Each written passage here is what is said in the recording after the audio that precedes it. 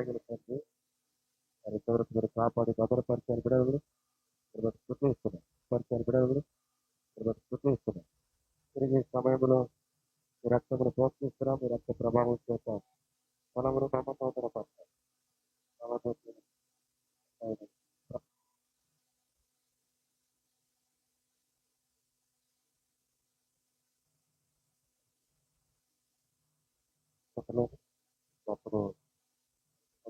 మీ కోరికంతా కూడా తీవ్రకరంగా చేయండి. వచ్చిన వారిని బట్టి స్తుతిస్తున్నాం. రావాల్సినటువంటి మరి మా ప్రియులు ఎవరైతే ఉన్నారో సకాలంగా తీసుకొని రాం. మీకే మహిమ ఘనత ఆరోపించుకోను. సామెతలు 9:11 నీ వలన దీర్ఘాయువు జీవించే సంవత్సరం అధికము సెలవిచ్చావు. దీర్ఘాయువు చేత బిడ్డను తృప్తిపరచండి. తిరిగి ప్రభా మేలుకై జ్ఞాపకం చేసుకోండి. చేరువచ్చిన దేవుని దాసులైన వారు, బాధ్యులైన వారు, సంఘస్థులు, అలా కుటుంబీకులు, బంధువులు, రక్ష సంబంధికులు అందరి కొరకై ప్రార్థన సమయం మీరు అనుగ్రహించి మహిమ పొందమని ప్రార్థన చేస్తుంటున్నాం. మీకే వందనం స్తోత్రం చెల్లిస్తూ మీ ప్రశస్తమైనటువంటి రక్తం మా అందరి మీద ప్రోక్షించుకుంటూ మీరే ఈ కుడికెను ఎంతో దీవెనకరంగా ఆస్కరంగా మీ నామముకు మహింకరంగా ఉంచమని మా ప్రభును ప్రియ కుమారుడు రక్షకుడైన యేసుక్రీస్తు నామం పేరట్నే ప్రార్థించి అడిగి వేడుకుంటున్నాం తండ్రి. ఆమేన్.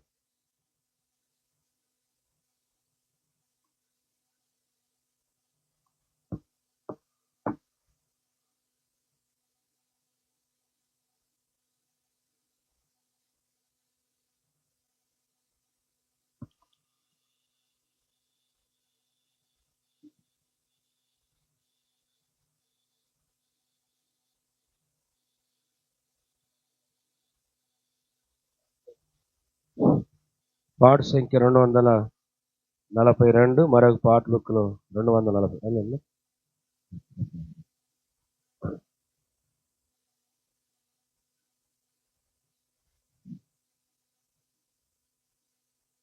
పాటు సంఖ్య 242, మరొక పాట బుక్ 240. ప్రభు గొప్ప కార్యం చేసిందని మనము ఉత్సాహించి సంతోషం.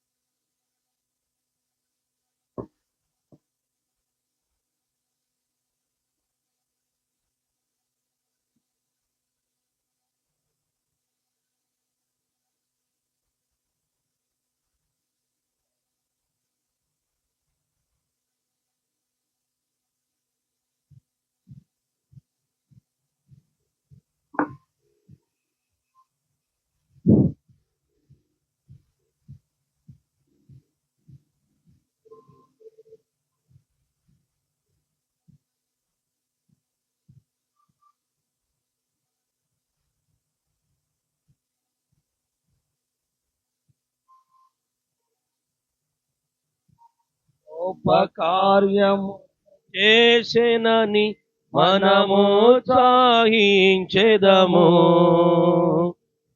ప్రభు గొప్ప కార్యములు చేసినని మనము ఉత్సాహించెదము. ప్రభు గొప్ప మేలుల వర్షము మనపై కురిపించెనాహా. ప్రభు గొప్ప మేలుల వర్షము మనపై కురిపించెనాహా. ఆహా స్తోత్రము స్తోత్రములు ఇంతవరకు కాచే. ఆహా స్తోత్రము స్తోత్రములు ఇంతవరకు కాచే. పాత్రులముగా సేవింతుము, పాత్రులముగా సేవింతుము. దైవ కార్యములు జనముల మధ్య ప్రసిద్ధి చేయుదము. దైవ కార్యములు జనముల మధ్య ప్రసిద్ధి చేయుదము. దేవుని ఆశ్చర్య కార్యము మనలో ధ్యానించి పాడేదము. దేవుని ఆశ్చర్య కార్యము మనలో ధ్యానించి పాడేదము. ఆహా స్తోత్రము స్తోత్రములు ఇంతవరకు కాచే.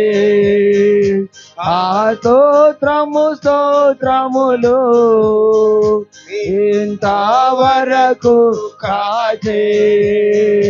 పాత్రులముగా సేవింతుము, పాత్రులముగా సేవింతుము. సంగీత గానములతోను తాను చేయించు ప్రభుని. సంగీత గానములతోను తాను చేయించు ప్రభుని. సీతారా స్వర మండలములతో మన మార్పాటించెదము. సీతారా స్వర మండలములతో మన మార్పాటించెదము. స్తోత్రము స్తోత్రములు ఇంతవరకు కాచే. స్తోత్రము స్తోత్రములు ఇంతవరకు కాచే. పాత్రులముగా సేవింతుము, పాత్రులముగా సేవింతుము. మన భారములన్నీయు తొలగించి ఘన కార్యములను చేసే. మన భారములన్నీయు తొలగించి ఘన కార్యములను చేసే. దినమెల్లా పాడుచు గణపరచెదము గానించెదమిలలో. దినమెల్లా పాడుచు గణపరచెదము గానించెదమిలలో. స్తోత్రము స్తోత్రములు ఇంతవరకు కాచే. స్తోత్రము స్తోత్రములు ఇంతవరకు కాచే. పాత్రులముగా సేవింతుము, పాత్రులముగా సేవింతుము. మన నూతన కార్యములు చేయువడు ప్రభు ఆశ్చర్యకరుడు. నూతన కార్యములు చేయువడు ప్రభు ఆశ్చర్యకరుడు. బలమగు కార్యములు చేయువడాయని ధైర్యముగా పాడెదం. బలమగు కార్యములు చేయువడాయని ధైర్యముగా పాడెదం. స్తోత్రము స్తోత్రములు ఇంతవరకు కాచే. స్తోత్రము స్తోత్రములు ఇంతవరకు కాచే. పాత్రులముగా సేవింతుము, పాత్రులముగా సేవింతుము. ప్రేమా సౌందర్యములను అలవాడు క్షేమమునేచువాడు. ప్రేమా సౌందర్యములు గలవాడు క్షేమమునేచువాడు. మహిమైశ్వర్యములు గలవాడాయని మహిని పొగడెదము. మహిమైశ్వర్యములు గలవాడాయని మహిని పొగడెదము. స్తోత్రము స్తోత్రములు ఇంతవరకు కాచే.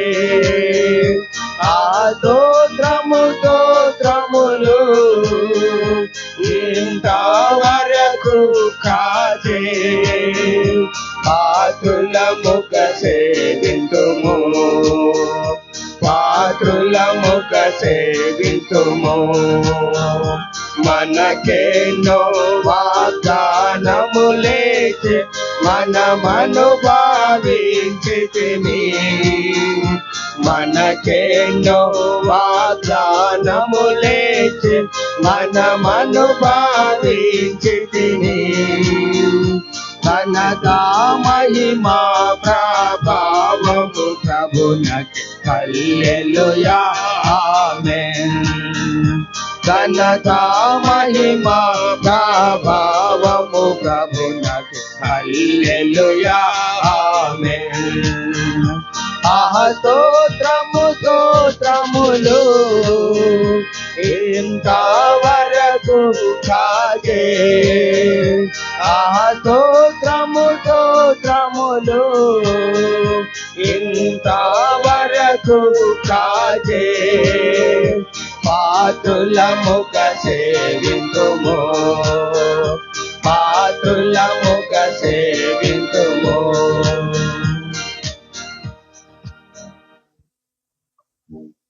పాట సంఖ్య 256. మరొక పాట బుక్ లో 254. స్తుతులు నీకు అర్పింతుము సతతము మా ప్రభు. సహోదరులు ఇవాళ సైడ్ కూర్చోండి. బ్రదర్స్ సిస్టర్స్ ఈ పక్క ఉండండి దయచేసి. బ్రదర్స్ ఇవ్వాలన్నా తర్వాత మీకు ఏదైనా అత్యవసరం అయితే వెనుక బ్యాక్ సైడే వాష్రూమ్స్ కూడా ఉన్నాయి. తర్వాత నియోగించుకోవచ్చు. 256, 254.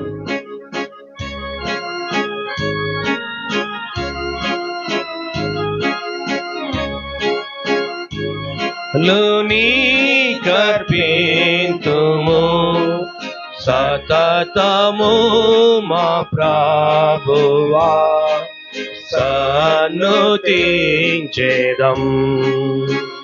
స్తుతులు నీకర్పింతుము సతతము మా ప్రభువా సన్నుతించెదం గడచినాటి కాలము కరుణతో నన్గచితివి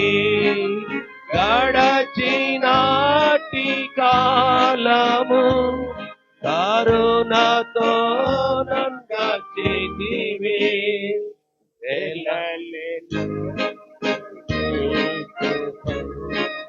కాలము కరుణతో నన్గచితివి నాటి నీ కృపా చూపినాటి మా ప్రభు నాటి నీ కృపా చూపినాటి మా ప్రభు స్తుతులు నీకర్పింతుము సతతము మా ప్రభువా సన్నుతించెదం స్తుతులు నీకర్పింతుము సతతము మా ప్రభువా సన్నుతించెదం నాదు దినములన్నిటి నీదు క్షేమ మేలును నాదు దినములన్నిటి నీదు క్షేమ మేలును నీదు జాడలనియం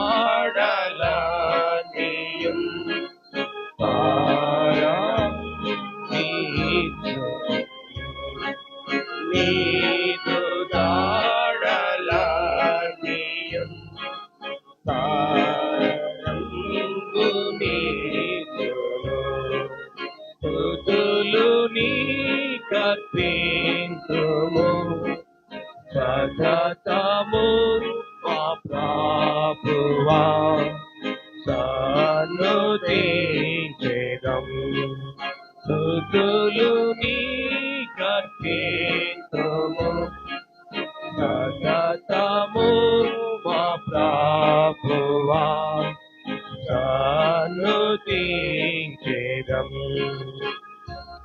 నీదు మందిరములో మేలు చేతమామును నీదు మందిరములో మేలు చేతమామును తృప్తి పరచిన ప్రభు స్తుతులు నీకే చెల్లును తృప్తి పరచిన ప్రభు స్తుతులు నీకే చెల్లును స్తుతులు నీ కర్పించుము సతతము మా ప్రభువా సన్నుతించెదం స్తుతులు నీ కర్పించుము సతతము మా ప్రభువా సన్నుతించెదం నీదు నామ ఘనతను నీదు ప్రేమ పనులను నీదు నామ ఘనతను నీదు ప్రేమ పనులను నాదుడానే పాడేదా నాదు ప్రియ ప్రభువా నాదుడానే పాడేదా నాదు ప్రియ ప్రభువా స్తుతులు నీ కర్పించుము సతతము మా ప్రభువా సన్నుతించెదం స్తుతులు నీ కర్పించుము సతతము మా ప్రభువా సన్నుతించెదం సత్యరూపి నీవేగా సకల సృష్టికర్తవు సత్యరూపి నీవేగా సకల సృష్టికర్తవు సతతము మమ్మేలుము హల్లెలూయా పాడేదం సతతము మమ్మేలుము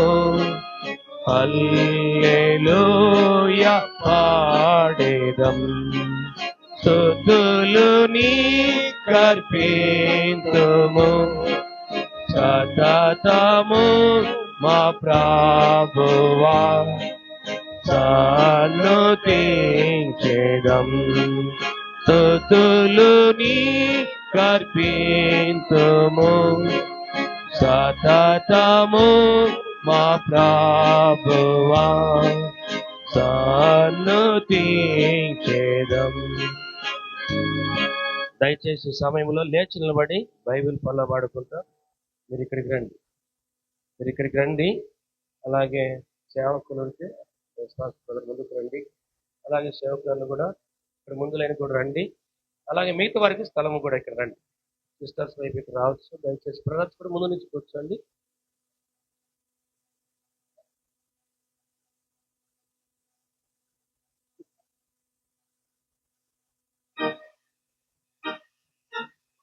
దయచేసి ముందుకు రావాలా? రండి, ఇక్కడికి రండి. ముందు ఈ స్థలం కూడా సేవకులు కావచ్చు, పెద్దవారు వెనకాల మీరు రండి అమ్మా. కూర్చోండి.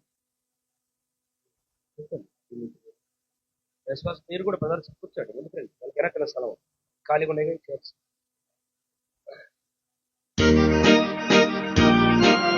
మాట బంగారు మాట బైబిల్లో మాట యేసు మాట భలే బాలే మాట బంగారు మాట బైబిల్లో మాట యేసు మాట నా జీవితాన నీ జీవితాన మరువని మాట యేసు మాట నా జీవితాన నీ జీవితాన మరువని మాట యేసు మాట భలే భలే మాట బంగారు మాట బైబిల్లో మాట యేసు మాట భలే భలే మాట బంగారు మాట బైబిల్లో మాట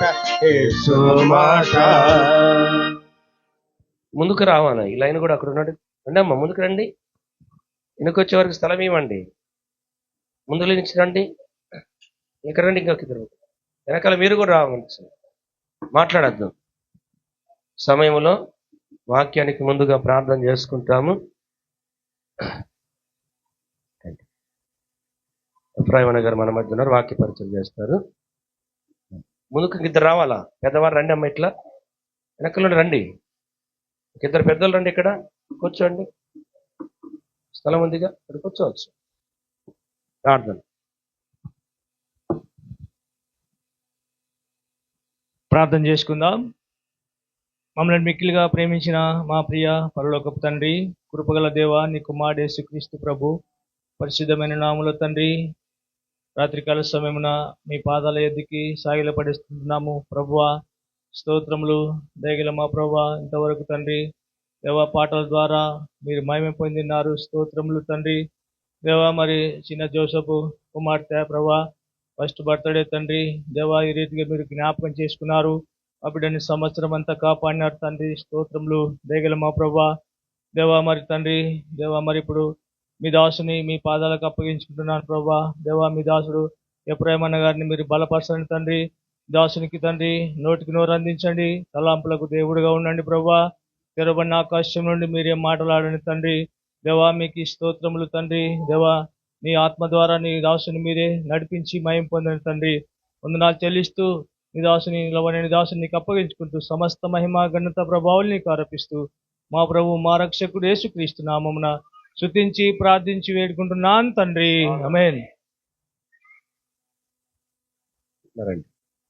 సహోదరులు మీరు ఈ పక్క కూర్చోండి అమ్మా. ఇక్కడ స్థలం ఉంది కదా. సిస్టర్స్ అక్కగారు ఇవ్వలో కూర్చోండి. సైడ్ బ్రదర్స్ అక్కడ కూర్చుంటారు. ఇక్కడ ఇవ్వలకు సైడ్ అండి కూర్చోండి.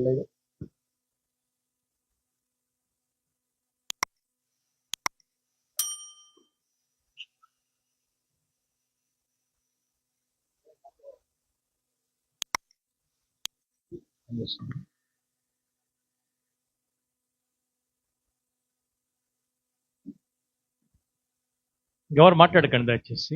ఇప్పటికి ఆలస్యమైంది. మీరంతా చాలా మంచివాళ్ళు కదండి. 6:30 కంటే 8:30కి వచ్చినారు, ఇంకా వస్తానే ఉండారు. ఇంకా నిలబడ్డారు, కూర్చోవాలి దయచేసి ప్లీజ్. త్వరగా ముగించాలంటే త్వరగా మీరు సహకరించాలి బాబు. ఇప్పుడు అవి ఏం సెట్ చేయకండి. ఏం భోజనాలు ఎవరికి పెట్టాం. మీరు కూడా కూర్చోవాలా. ఇక్కడ ఎవరు నిలబడదు అక్కడ, మళ్ళీ వీళ్ళందరికీ శోధన వస్తుంది. దయచేసి కూర్చోండి. దయచేసి త్వరగా ముగిస్తాం. మీరు తొందర పెట్టాం కానీ మీరు మాకు సహకరించండి. బైబిల్ గ్రంథంలో నుండి వచ్చిన మనం చదువుకుంటామండి. మొట్టమొదటిగా 103వ కీర్తన. 103వ కీర్తన. అయ్యగారు చిన్న జోసఫ్ గారి చేతిలో బైబిల్ లేదు. బైబిల్ ఏంటి ఆయనకి? కూతురు కంటే ఎక్కువ బైబిల్ ఉండాలని చేతిలో. 103వ కీర్తన. అమ్మమ్మ రాలేదా? అమ్మమ్మ నాయనమ్మలు ఎవరు లేరా? వాళ్ళ చేతికి ఇవ్వండి కొంచెం, అంటే పెదడానికి పట్టుకుంటాడు. వాక్యం వినాలి మీరే ప్రాముఖ్యంగా. 103వ కీర్తన మొట్టమొదటిగా మొదటి 2 వచనములు కలిసి చదువుకుందాం. Psalm 103 verse 1 and 2. 103వ కీర్తన మొదటి 2 వచనములు చదువుకుందామండి. నా ప్రాణమా యెహోవాను సన్నిధించము, నా అంతరంగ సమస్తమా ఆయన పరిశుద్ధ నామమును సన్నిధించము. నా ప్రాణమా యెహోవాను సన్నిధించము, ఆయన చేసిన ఉపకారములు దేనిని మరొకము. మరొక మాట యెషయా గ్రంథం 44వ అధ్యాయం 3వ వచనము కలిసి చదువుకుందాం. Book of Isaiah chapter 44 verse 3. యెషయా గ్రంథం 44వ అధ్యాయం 3వ వచనం కలిసి చదువుకున్నామండి. నేను దప్పిగల వాని మీద నీళ్లను, ఎండిన భూమి మీద ప్రవాహజలం కుమ్మరించెదను. నీ సంతతి మీద నా ఆత్మను కుమ్మరించెదను. నీకు పుట్టిన వారిని నేను ఆశీర్వదించెదను. 65వ కీర్తన 11వ వచనం. Psalm 65:11. 65వ కీర్తన 11వ వచనం కలిసి చదువుకుందామండి. 65:11. సంవత్సరమును నీ దయాకిరీటము ధరింపచేస్తున్నావు, నీ జాడలు సారము వెదజల్లుచున్నవి. మనందరితో కూడా ప్రభు మాట్లాడినట్లుగా ప్రభు సాయం కొరకై మరొకసారి ప్రార్థన చేసుకుంటాం. ప్రేమ పరిపూర్ణ తండ్రి, ప్రశస్తమైన దేవ, మీ ఘనమైన నామమును బట్టి మీకు స్తోత్రం చెల్లిస్తున్నాం ప్రభు. ఈ రీతిగా ఈ సాయంకాల వేళ ఏర్పాటు చేయబడిన కూడికను బట్టి మీకు వందనాలు. సందర్భము ఏదైనప్పుడు కూడా మొత్తం మీ నామను ఇక్కడ మేము కూడి వచ్చినగా మీరే జ్ఞాపకం చేసుకున్నాము. ఎక్కడిద్దరు ముగ్గురు నా నామను కూడి ఉంటారో వారి మధ్యన ఉంటారని వాగ్దానం చేశారు కనుక మీ సన్నిధి మాతో కూడా ఉంచేందుకే మీకు వందనాలు. మా ప్రియులు మీ దాసుడు సౌడు చిన్న జోసఫ్ను బట్టి, సౌడు రూతుని బట్టి వందనాలు. వారి యొక్క కుటుంబ జీవితాన్ని మీరు ఆస్వాదించి వారిని ప్రేమించి అనుగ్రహించిన కుమార్తెను బట్టి మీరు స్తుతులు చెల్లిస్తుంటున్నాం. గడిచిన సంవత్సరం అంతా కూడా మీకు అందృష్టి బిడ్డపై ఉంచారు. దినదినము కూడా మీ కృప విస్తరింపచేసి బిడ్డకు మరొక సంవత్సరంలో దయాక్రమం ధరింపచేసిందికా మీకు వందనాలు. సందర్భంగా ఇట్లు ఏర్పాటు మన కోడికను బట్టి వందనాలు. కూడి వచ్చినటువంటి మీ దాసులైన వారు అందరి బట్టి కూడా మీకు వందనాలు. మొత్తాన్ని సహపాఠి విశ్వాసులు, పరిశుద్ధులు, రక్త సంబంధికులు, బంధుమిత్రాదులు, సహపాఠి మరి శ్రేయభిలాషులు అందరి బట్టి కూడా మేము పూజిస్తుంటున్నాం.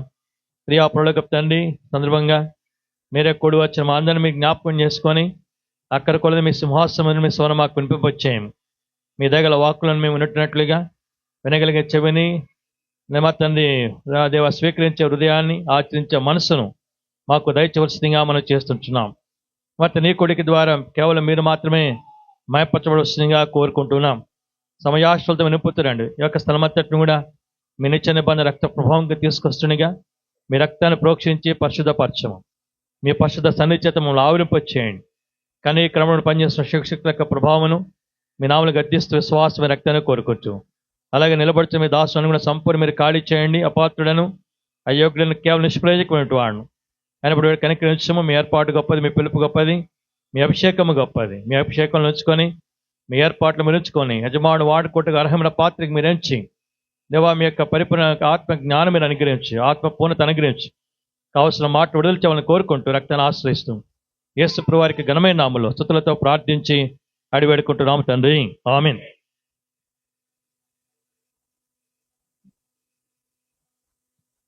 అయ్యా ఫోటోగ్రాఫరు, ఫోటోగ్రాఫర్ గారు, నువ్వు మాట వినకపోతే నీ కెమెరా లాక్కుంటాను, ఆ తర్వాత నీ ఇష్టం. దయచేసి కొన్ని నిమిషాలు దేవుని యొక్క వాక్యాన్ని జాగ్రత్తగా వినవలసిందిగా ప్రభుపేట మనం చేస్తున్నాం. బాబు కూర్చోనే, ఇప్పుడు ఇంకేం అవసరం ఫొటోస్, మళ్ళీ మీకు చెప్తాం, అప్పుడు ఎన్నైనా ఫోటోలు తీసుకోవచ్చు. కొన్ని నిమిషాలు దయచేసి. 103వ కీర్తన 1-2 వచనంలో భక్తునటువంటి కీర్తనకారుడు దావీదు అంటాడు, నా ప్రాణమా యెహోవాను సన్నుతించము, నా అంతరం సమస్తమైన పరిశుద్ధ నామమును సన్నుతించము, ఆయన చేసిన ఉపకారములన్నీ మర్చిపోము అన్నాడు కదండి. గట్టి చెప్పండి, గట్టిగా అందరూ చెప్పాలా? అన్ని అన్నాడా, కొన్ని అన్నాడా? చేసిన ఉపకారం దేనిని మరొకమని అన్నాడు. మానవుని యొక్క సహజ బుద్ధి ఏంటంటే మర్చిపోవడం. చెప్పండి, సహజ బుద్ధి ఏంటి? మర్చిపోవడం. మీరు 6:30కి వచ్చి ఉంటే నాకు గంటన్నర చెప్పినాడు వాక్యం, కానీ మీరు స్టార్ట్ చేసింది 8 గంటలకి, అది కూడా మేము నెట్టితే. ఇక మీ అందరూ ఇప్పుడే వచ్చారు, మరి ఎన్ని గంటలు ముగించాలా? ఇప్పుడు ముందు అడిగాడు నన్ను సత్యబాబు అన్న ఎన్ని గంటలు ముగిస్తారని. 9 గంటలు ముగించేస్తా అన్నాను నేను. ఎందుకంటే నేను మళ్ళీ దూరభారం పోవాలి కాబట్టి త్వరగానే ముగిస్తాం. కాబట్టి నేను ఎక్కువగా వివరించడాను, కానీ కొన్ని మాటలు మాత్రం క్లుప్తంగా చెప్తాను. దేవుడు చేసిన ఉపకారం దేనిని కూడా మనము మర్చిపోకూడదు. ఏమన్నా చదవండి, 1 సమూయేలు గ్రంథం 12వ అధ్యాయం 24వ వచనం. 1 Samuel chapter 12 verse 24. 1 సమూయేలు గ్రంథం 12వ అధ్యాయం 24వ వచనం. ఆ చదివాడు ముందుకు వచ్చి కూర్చుని చదివితే బాగుంటుంది. దా ముందుకురా. మైలవరం డ్యామా, దా ముందుకురా. అక్కడ కూర్చో, ముందు ఖాళీగా ఉంది, అక్కడ కూర్చొని చదువు. చదువు, మంచిదే చదువు. ఆయన మీ కొరకు ఎన్ని గొప్ప కార్యలు చేశానో అది మీరు ఏం చేయాలంట అండి, దేవుడు మన కొరకు ఎన్ని గొప్ప కార్యలు చేశాడో వాటిని ఏం చేయాలి చెప్పడం, మనం తలంచుకోవాలా. ఒక ప్రశ్న అంటే అసలు మన దేవుడు ఎటువంటి దేవుడు? ఆయన మేలు చేసేవాడా, కీడు చేసేవాడా? ఏమన్నా రాజా అన్న చెప్పాలా? ఆ? నిజంగానా? కొడుకు పెళ్లి చేసావు కాబట్టి. ఆ? చదవండి 32వ అధ్యాయం ఇర్మియా గ్రంథం. ఇర్మియా గ్రంథం 32వ అధ్యాయం 40వ వచనం, 41, 42 3 మాటలు ఉంటాయి. మొట్టమొదటిది మేలు చేయటం మానని దేవుడు. ఇర్మియా గ్రంథం 32వ అధ్యాయం 40 నుండి 41 3 మాటలు చెప్తాను, గమనించండి. మొట్టమొదటిగా మేలు చేయటం మానని దేవుడు. రెండవదిగా మేలు చేయటందు ఆనందించే దేవుడు. మూడవదిగా చెప్పిన మేలంతా రప్పించే దేవుడు. 3 మాటలు ఉంటాయి 3 వచనాల్లో.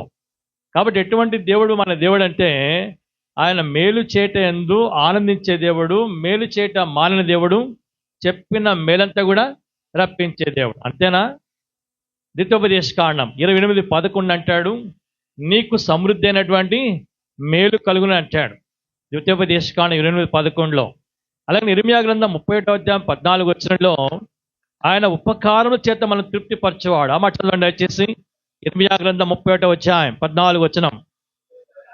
ప్రభుత్వ యాజకులను సంతోషపరచుదను, నా జనులు నా ఉపకారములు తెలుసుకొని తృప్తి నొందుదురు. కాబట్టి మనం గమనిస్తే మేలు చేయటందు ఆనందించే దేవుడు, మేలు చేయటం మానని దేవుడు, చెప్పిన మేలంతా రప్పించేవాడు, సమృద్ధి అయినటువంటి మేలు చేసేవాడు, తన ఉపకారముల చేత మనం తృప్తిపరిచేవాడు. కాబట్టి ఏదైతే మన జీవితాల్లో, అది వ్యక్తిగతంగా కావచ్చు, కుటుంబంగా కావచ్చు, సంఘంగా కావచ్చు, దేవుడు ఏదైతే మన పక్షంగా మేలు చేస్తున్నాడో ఆయన చేసినటువంటి మేలు మహోపకారం ఎప్పుడు కూడా తలంచుకోవాలి, ఎప్పుడు కూడా మర్చిపోకూడదు. సహజ స్వభావం ఏంటంటే మనం మర్చిపోతుంటాం. అమ్మగారు పాట పాడుతున్నాం. గమనించండి, మేలు చేయటం అనేది దేవుని వంతు అయితే ఇప్పుడు ఆ మేలును అనుభవించేది ఎవరండి? మేలు దేవుడు చేస్తున్నాడు, దేవుడు ఉపకారాలు చేస్తాడు. అనుభవించేది ఎవరు? దేవుడా మనమా? మనం అనుభవిస్తూ ఏం చేస్తాం చెప్పండి? చేసినటువంటి దేవుని మనం చెప్పండి చేస్తున్నాం, మర్చిపోతున్నాం. ద్వితోపదేశ కాండం 8వ అధ్యాయం. ద్వితోపదేశ కాండము దయచేసి 8వ అధ్యాయం. ద్వితోపదేశ కాండం 8వ అధ్యాయము గమనించండి, అక్కడ మాట చదువుకుంటాం. ద్వితోపదేశ కాండము 8వ అధ్యాయం 12-13 వచ్చాం చదవండి. మంచి ఇల్లు కట్టించుకొని వాటిలో నివసింపగా నీకు వెండి బంగారములు విస్తరించి, చూడండి ఏమంటాడు, నీకు వర్ధిల్లిన తర్వాత నీ మనసులో ఏమవుతున్నావంట? మనసులో మదించి చదువు, నిన్ను రప్పించిన నీ దేవుడన్న యెహోవాను మర్చెదవేమో. ఎప్పుడు మర్చిపోతానంట అండి? దేవుని వలన అన్ని పొందుకొని చక్కగా వడ్డిన తర్వాత మర్చిపోతున్నారంట. ఇక ఈ విషయాన్ని గురించి కొంచెం మనం లోపలికి వెళ్ళాలంటే ఓషియా గ్రంథంలో 3 మాటలు రాయబడ్డాయి. ఎక్కడండి? ఓషియా గ్రంథంలో 3 మాటలు రాయబడ్డాయి. నేను వాటికి మీకు జ్ఞాపకం చేస్తాను. మొట్టమొదటిగా ఓషియా గ్రంథం 2వ అధ్యాయం. ఓషియా గ్రంథము దయచేసి 2వ అధ్యాయం. ప్రకటన గ్రంథం తర్వాత చూడండి, ప్రకటన గ్రంథం తర్వాత ఉంటుంది అది. కరెక్టేనా? చాలా మందికి ఓషియా గ్రంథం ఎక్కడ ఉందో తెలియదు బైబిల్లో. ఇలా ఒకసారి వర్తమానం చెప్తున్నాను నేను. అది ఒక సేవకుని కుమార్తెకి పెళ్ళి ఉన్నట్టుండి హగ్గై గ్రంథం 13వ అధ్యాయం 3వ వచనం చదవమ్మా అన్న. ఏమంటే హగ్గై గ్రంథం ఎన్నో అధ్యాయం? 13వ అధ్యాయం 3వ వచనం చదవమంటే ప్రకటన దగ్గర తిప్పుతుంది ఆమె. ఎవరండి? ఒక సేవకుని కూతురు ఆమె కదండి. చాలా మంది క్రైస్తవులను పిలబడతాం కానీ బైబిల్ ఎక్కడేమో మనకేమీ తెలియదు. చదవండి ఓషియా గ్రంథం 2వ అధ్యాయం 1745వ పేజీ 13వ వచనం. ఎప్పుడు మర్చిపోయిందంట? నగలు పెట్టుకున్నాక. చెప్పండి ఎప్పుడండి? నగలు లేనప్పుడు ఏం చేస్తారు? దేవుడా నాకేం కావాలా? ఎదురుంటామా మంచిది పెట్టుకున్న నెక్లెస్ నాకు లేదని ప్రార్థన చేస్తావు. దేవునికి నగలు ఇచ్చాక ఏం చేస్తావంట? ఆ నగలు పెట్టుకుని శృంగారించుకున్న తర్వాత దేవుని ఏం చేస్తావు? నువ్వు మర్చిపోతావు. చాలు, ఇంకా టైం లేదా? చాలు. 8వ అధ్యాయం 2వ మాట చూడండి. 8వ అధ్యాయము 14వ వచనం. ఎప్పుడు మర్చిపోతాం? రెండవదిగా ఇశ్రాయేలు తమ కొరకే నగర్లు కట్టించుకున్న తర్వాత, నాయన నువ్వు బైబిల్ చదువుతున్నా కాలు మీద కాలేసుకుని చదువుతున్నావు, ఎట్లా? దేవుని దగ్గర మనం చాలా జాగ్రత్తగా ఉండాలా. Very good. దేవుడు కదా నీ పేరు, నీ గురించి చెప్తే ఇప్పుడు వాక్యంలో కూడా. ఒకటి నగలు లేనప్పుడు నగలు దేవుడిచ్చినాక ఆ నగలు ధరించుకొని శృంగారు తిరుగుతూ ఏం చేస్తానంట, దేవుణ్ణి మర్చిపోతానంట. అంటే అందం చూసుకుంటే మర్చిపోతానంట. రెండవదిగా వాళ్ళకి ఇల్లు లేనప్పుడు బాధపడి ఏడ్చి దేవుని దగ్గర ప్రార్థన చేస్తే దేవుడు మంచిగా ఇల్లు కట్టుకున్నాక ఆ ఇంట్లో ఏసీలు ఫ్యాన్లు ఇవన్నీ పెట్టుకొని అన్ని మంచాలు వేసుకొని ఆ ఇచ్చిన దేవుని ఏం చేస్తానంట అండి, మర్చిపోతానంట. 2 మాటలు అయిపోయినాయి. 3వ మాట 14 అధ్యాయం, క్షమించండి 13వ అధ్యాయం, 13వ అధ్యాయము 6వ వచనం. 13:6 వారికి మేత దొరకగా వారు తిని తృప్తి పొందిన తర్వాత ఎప్పుడంటండి, ఈ దినాలలో తినింది ఏంటి? బిర్యానీ. చెప్పండి ఏంటి, ఏ ఫంక్షన్ పెట్టినా బిర్యానీ. డిసెంబర్లో మేము ఈ మాసమంతా ఏం చేస్తామంటే గృహ కూడికలు పెట్టాం. ఎందుకంటే మా దగ్గర సువార్త చేయడానికి కుదరదు. కాబట్టి ఏం చేశామనంటే ఒక ఇంట్లో మీటింగ్ పెట్టకముందు ఆ ప్రాంతం అంతట్లో ఇంటింటికి వెళ్ళడం, 5 నిమిషాలే 2 వచనాలు పాడడం, 2 వచనాలు వాక్యం చెప్పి జంప్ అక్కడి నుంచి మళ్ళీ ఎవడో వచ్చే లోపలే అట్లా చేసాం. కాబట్టి ప్రతి ఇంట్లో మీటింగ్ పెట్టారు. ఎవరింట్లో మీటింగ్ పెట్టినా కూడా పోటాపోటీ ఏంటి, బిర్యానీ. ఒకడికే ఆర్డర్ అనమాట. వాడికి ఇంక నెలంతా బతికిపడి ఉన్నవాడు. ఇక్కడ ఏమంటాడంటే తిన్నారంట. తిన్నాక ఏమైందంట, అక్కడ తృప్తి పొందారంట. అప్పుడు ఏమొచ్చేసింది, గర్వం వచ్చేసిందంట. గర్వం వచ్చినాక ఇప్పుడు ఏం చేశారు, అది సంగతి. ఎన్ని మాటలు చెప్పాను. మొట్టమొదటిది ఏంటి, నగలు పెట్టుకుని మర్చిపోయారంట. రెండవదిగా ఇల్లు కట్టించుకున్నాక మర్చిపోయారంట. మూడవదిగా తిన్నాక తృప్తి పొంది గర్వించి, అందుకంటాడు మర్చిపోతావేమో జాగ్రత్త, జాగ్రత్త. గమనించండి, ఇప్పుడు కీర్తనాకారుడు దావీదు అంటాడు, నా ప్రాణమా ఆయన చేసిన ఉపకారం దేనిని. ఎందుకంటే దావీదు ఒకప్పుడు గొర్రెల కాపరిగా ఉన్నాడు. తన ఇంట్లో తనకంటే పెద్దవాళ్ళు 7 అన్నలు ఉన్నారు. వాళ్ళ నాన్న కానీ వాళ్ళ అమ్మ కానీ 7 అన్నలు కానీ లెక్క చేసేవాళ్ళు కాదు ఆయన్ని. ఆయన ఒక గొర్రెల కాపరిగా ఆ యొక్క పొలములో లాంటి లోయల్లో అడవులో తిరుగుతూ వచ్చాడు. ఎన్నిక లేని వాడుకుంటూ వచ్చాడు. అలాంటి వ్యక్తిని ఎప్పుడైతే దేవుడు ఆ యొక్క గొర్రెల దొడ్డలను తీసుకొచ్చి ఇశ్రాయేలు మీద రాజుగా అభిషేకించి ఆ యొక్క సింహాసనం మీద కూర్చుని పెట్టాడో, ఆ సింహాసనం మీద కూర్చున్న తర్వాత తాను అంటాడు తన ప్రాణంతో, నా ప్రాణమా దేవుడు చేసిన మేలు ఎప్పుడు కూడా ఏం చేయొద్దు, మర్చిపోద్దు అంటాడు. లూకా సువార్తలో మరొక వ్యక్తి కనబడతాడు. ఆ వ్యక్తి కూడా తన ప్రాణంతో మాట్లాడుకుంటే ఏమంటాడంటే, నా ప్రాణమా నీ కొరకు విస్తారమైనటువంటి ఆస్తి సమకూర్చబడి ఉంది. కొట్లు ఏమైందంట, ధనంతో అంటే దానితో నింపబడ్డాయి. కాబట్టి బ్యాంక్ అంతా బ్యాలెన్స్తో నింపబడి ఉంది. అన్ని ఏటీఎం కార్డులే. ఇప్పుడు ఏటీఎం కార్డు లేదు, అంతా మొత్తం పేటిఎంలు, ఫోన్పేలు, ఇంకా గూగుల్ పేలే కదా అండి. మొత్తం వచ్చేసింది. కాబట్టి ఇప్పుడు ఏమంటాడు, కావో పివో మజా కరో, తినము త్రాగము అంతే. కాబట్టి ఇప్పుడు గమనించండి, మనం ఇంత ప్రయాసపడి ఇక్కడికి వచ్చాం కానీ వాక్యానికి కానీ దేవుని దానికి ఎక్కువ మన సమయం కానీ తర్వాత అక్కడ రెడీగా ఉంది దేనికి, మనం శోధించడానికి. We are giving preference only for the food కదండి. అంటే మనం భౌతికమైనటువంటి విషయాలకి మనం ప్రాధాన్యత ఇచ్చేవారు ఉంటాం.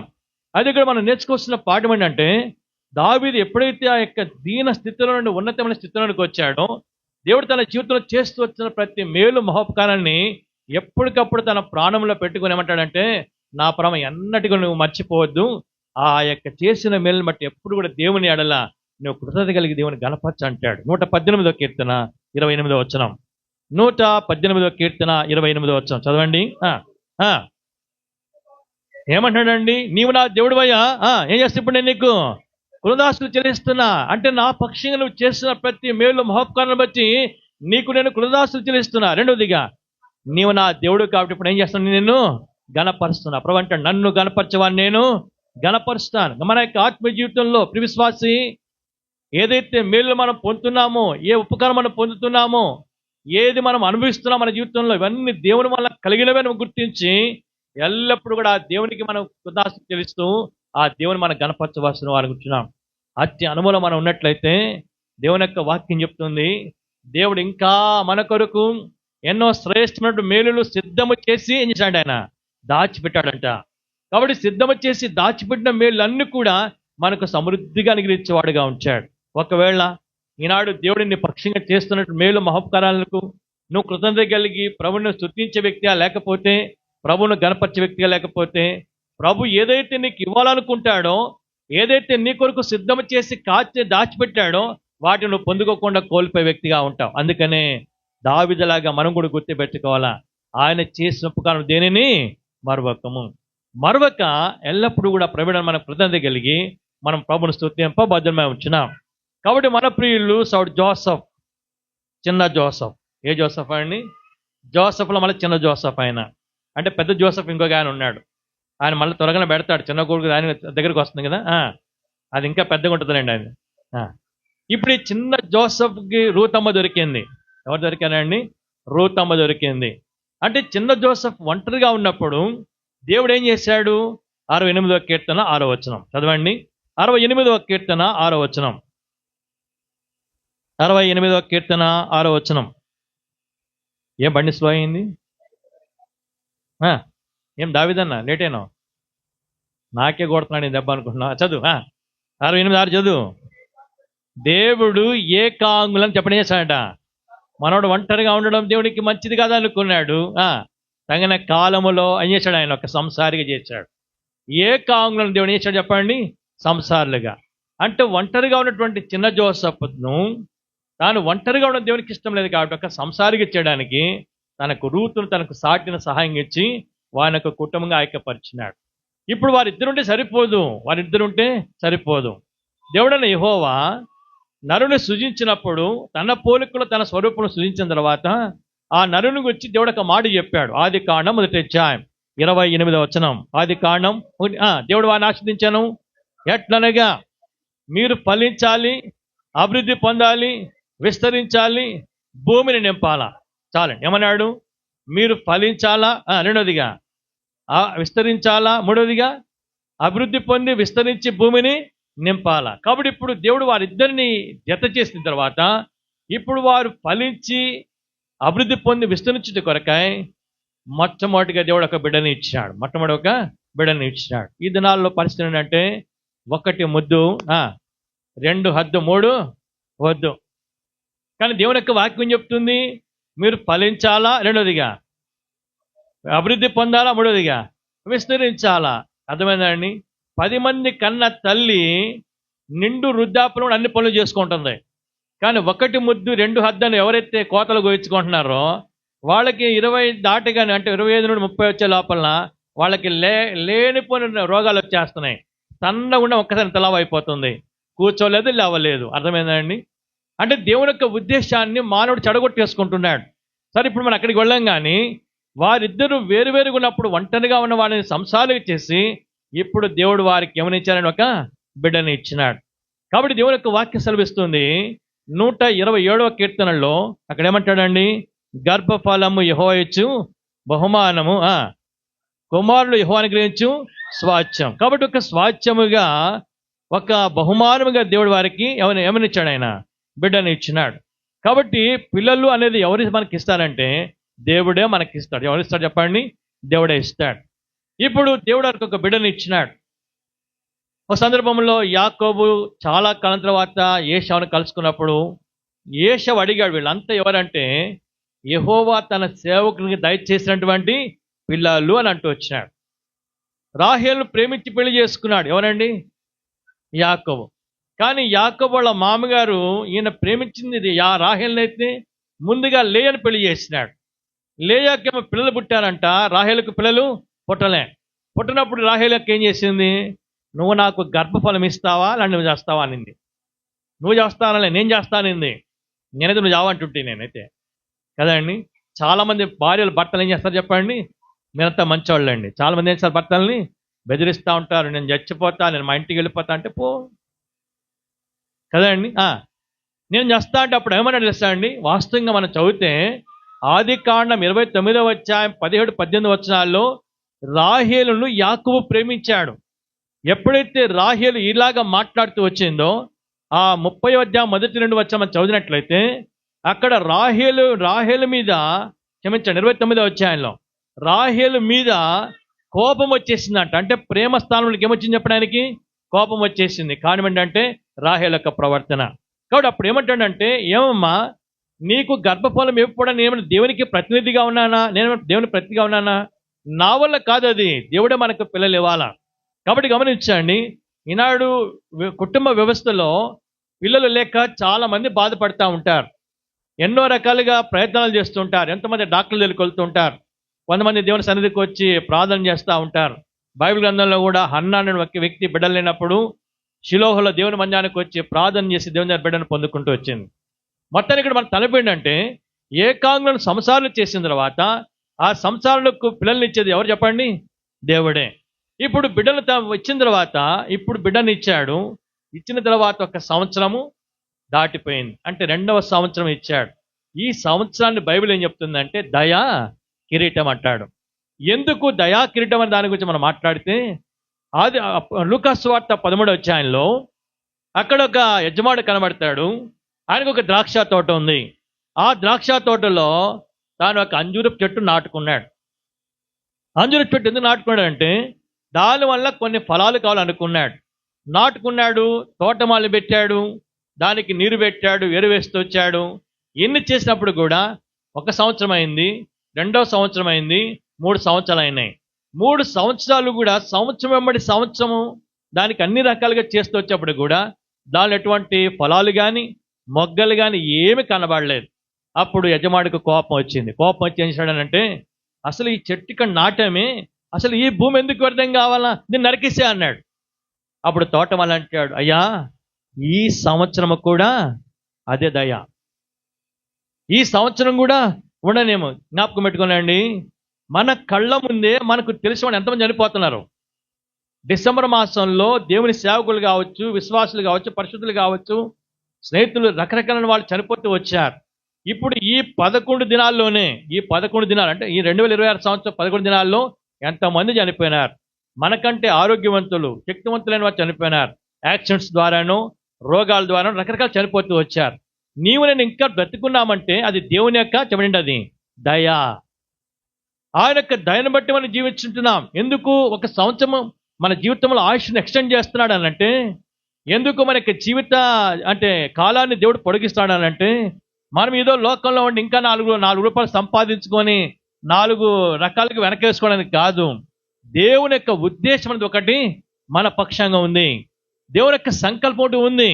కాబట్టి ఇప్పుడు ఆ యొక్క చెట్టు నా సంవత్సరం ఉండడానికి కారణం ఏంటంటే, ఈ సంవత్సరం అది ఫలిస్తుందేమో, అంటే ఫలములు కావాలనేటువంటి ఆశ అక్కడ యజమాని కనపరుస్తూ ఉంటున్నాడు. ఒక తోటమాలిగా ఆ తోటమాలి ఎప్పుడైతే యజమాని బతిమాలుకుంటూ వచ్చాడో ఆ సంవత్సరం దానికి ఒక దయ దొరుకుతూ వచ్చింది. అలాగనే పరలోకపు తండ్రి దగ్గర ప్రభువు యేసుక్రీస్తు ప్రభువారు నీ కొరకు నా కొరకు ప్రతి నిత్యము కూడా విజ్ఞాపన చేస్తున్నాడు. ఆయన యొక్క విజ్ఞాపనను బట్టి ఈనాడు మనకు ఆశ పొడిగిస్తా ఉంది. మనకైనా కావచ్చు, మన పిల్లలకైనా కావచ్చు. కాబట్టి దేవుడు మనకు ఒక ఆశ మనం పొడిగించిన 1 సంవత్సరం మనకి ఇచ్చినప్పుడు ఎందుకొరకు దేవుడు ఇచ్చాడో ఆ ఉద్దేశాలని మనము వెరిగి దాని ప్రకారం మనం జీవించగలిగితే దేవునికి మహిమ ఉంటుందండి, మనకు ఆశీర్వాదం ఉంటుంది. ఇప్పుడు 2వ మాటకి వెళ్ళిపోదాం. దేవుడు ఇప్పుడు బిడ్డని ఇచ్చాడు వాళ్ళకి, మంచిగా ఫస్ట్ బర్త్డే చేస్తున్నాడు. కానీ సెకండ్ బర్త్డే ఎంతమందిని పిలవడు ఆయన. పిలుస్తావా చిన్న జోసఫ్? సమస్య లేదు. నాకు తెలిసినంత వరకు నేను గమనించింది ఫస్ట్ బర్త్డే మాత్రం చాలా బాగా చేస్తారు. ఇంకోటి కూతురు కాబట్టి చెప్పలేము, ఇక కొడుకు పుడితే ఏమో చెప్పలేమో, కానీ కూతురు కాబట్టి ఆ కూతురా అని అంటారు కదండి. సాధారణంగా ఎప్పుడైతే సిస్టర్స్ కన్సీవ్ అవుతారో మందిరానికి వచ్చి ప్రార్థన చేయమని ప్రేయర్ రిక్వెస్ట్ల మీద ఇస్తూ ఉంటారు. ఇక డెలివరీ టైం వచ్చినప్పుడు, డెలివరీ టైం కూడా వచ్చింది, ప్రార్థన చేయమంటారు. సరే, డెలివరీ టైంకి వాళ్ళకి నొప్పులు వచ్చి హాస్పిటల్ దిగి జాయిన్ చేసేటప్పుడు ఫోన్ చేసి ప్రార్థన చేయించుకుంటారు. ప్రార్థన చేయించుకున్న తర్వాత కొన్నిసార్లు ఫోన్ రాదు, మళ్ళా ఫోను రాదు. అప్పుడు మాకు అర్థమైపోద్ది. ఏమర్థమైపోద్ది? కూతురు పుట్టిందని. ఒకవేళ కొడుకు పుట్టితే మాత్రం అగమేఘాల మీద ఫోన్లు వచ్చేస్తాయి. అర్థమైందండి? అంటే కొడుకు పుడితే ఒకలాగా, కూతురు పుడితే ఒకలాగా ఉంటుంది. నేను అంటాను కొడుకుల కంటే కూతుర్లే బెస్ట్ ఏమో కదా అండి. కొడుకులు ఏమంటారు, తా బయటకు అంటారు. కూతురు అయితే డాడీ తింటావా అని అడుగుతారు కదమండి. అట్లా అని చెప్పి కొడుకులు కూతురు మనం డిఫరెన్స్ చేయడానికి లేదు. దేవుడు పక్షపాతి కాడు. అర్థమైందా అండి? ఇద్దరు కావాలా. దేవుడు ఎవరిచ్చిన సంతోషమే. ఇప్పుడు ఇచ్చినటువంటి ఆ బిడ్డ విషయంలో ఒక తండ్రికి, ఒక తల్లికి ఏం ఆశ ఉంటుంది? సరే, వాళ్ళ ఆశ్రమంలో ఉండొచ్చు, రేపు అనుకోవచ్చు నా కూతురు డాక్టర్ చేయాలా, లేకపోతే ఒక ఇంజనీర్, సాఫ్ట్వేర్ ఇంజనీర్ చేయాలా, నేను అమెరికా పంపించాలా, లేదంటే జర్మనీ పంపించాలా అనుకోవచ్చు. కానీ దేవునికి ఆలోచన ఏంటి? రండి చదువుకుందాం. యెషయా గ్రంథం 44 అధ్యాయం. యెషయా గ్రంథము 44 అధ్యాయము గమనించండి. దేవుడు ఏం చెప్తున్నాడు ఇక్కడ? యెషయా గ్రంథం 44 అధ్యాయం 3వ వచనం కలిసి చదువుదామండి అందరం కలిసి. యెషయా గ్రంథం 44:3 చదవండి. నేను దప్పిగల వాడి మీద నీళ్లను, ఎండిన భూమి మీద ప్రవాహజలమును కుమ్మరించదను, నీ సంతతి మీద నా ఆత్మను కుమ్మరిస్తాను. రెండోదిగా అంటే దేవుని యొక్క ఆలోచన ఏంటి చెప్పండి? మన బిడ్డలు చెప్పండి ఏం కావాలంట? ఆశీర్వదించబడాలి. కాబట్టి రాత్రి మన యొక్క ప్రార్థన కూడా అదే. చిన్న జోసఫ్ను రూతును ప్రేమించి దేవుడిచ్చిన బిడ్డ దేవుని చేత చెప్పండి ఏం పడాలి? ఆమె ఆశీర్వదించబడాల. దేవుని వాక్యం అయ్యగారు దా ఇక్కడ కూర్చో, అతి బస్సు పోవడానికి లే, వాక్యం మీకే.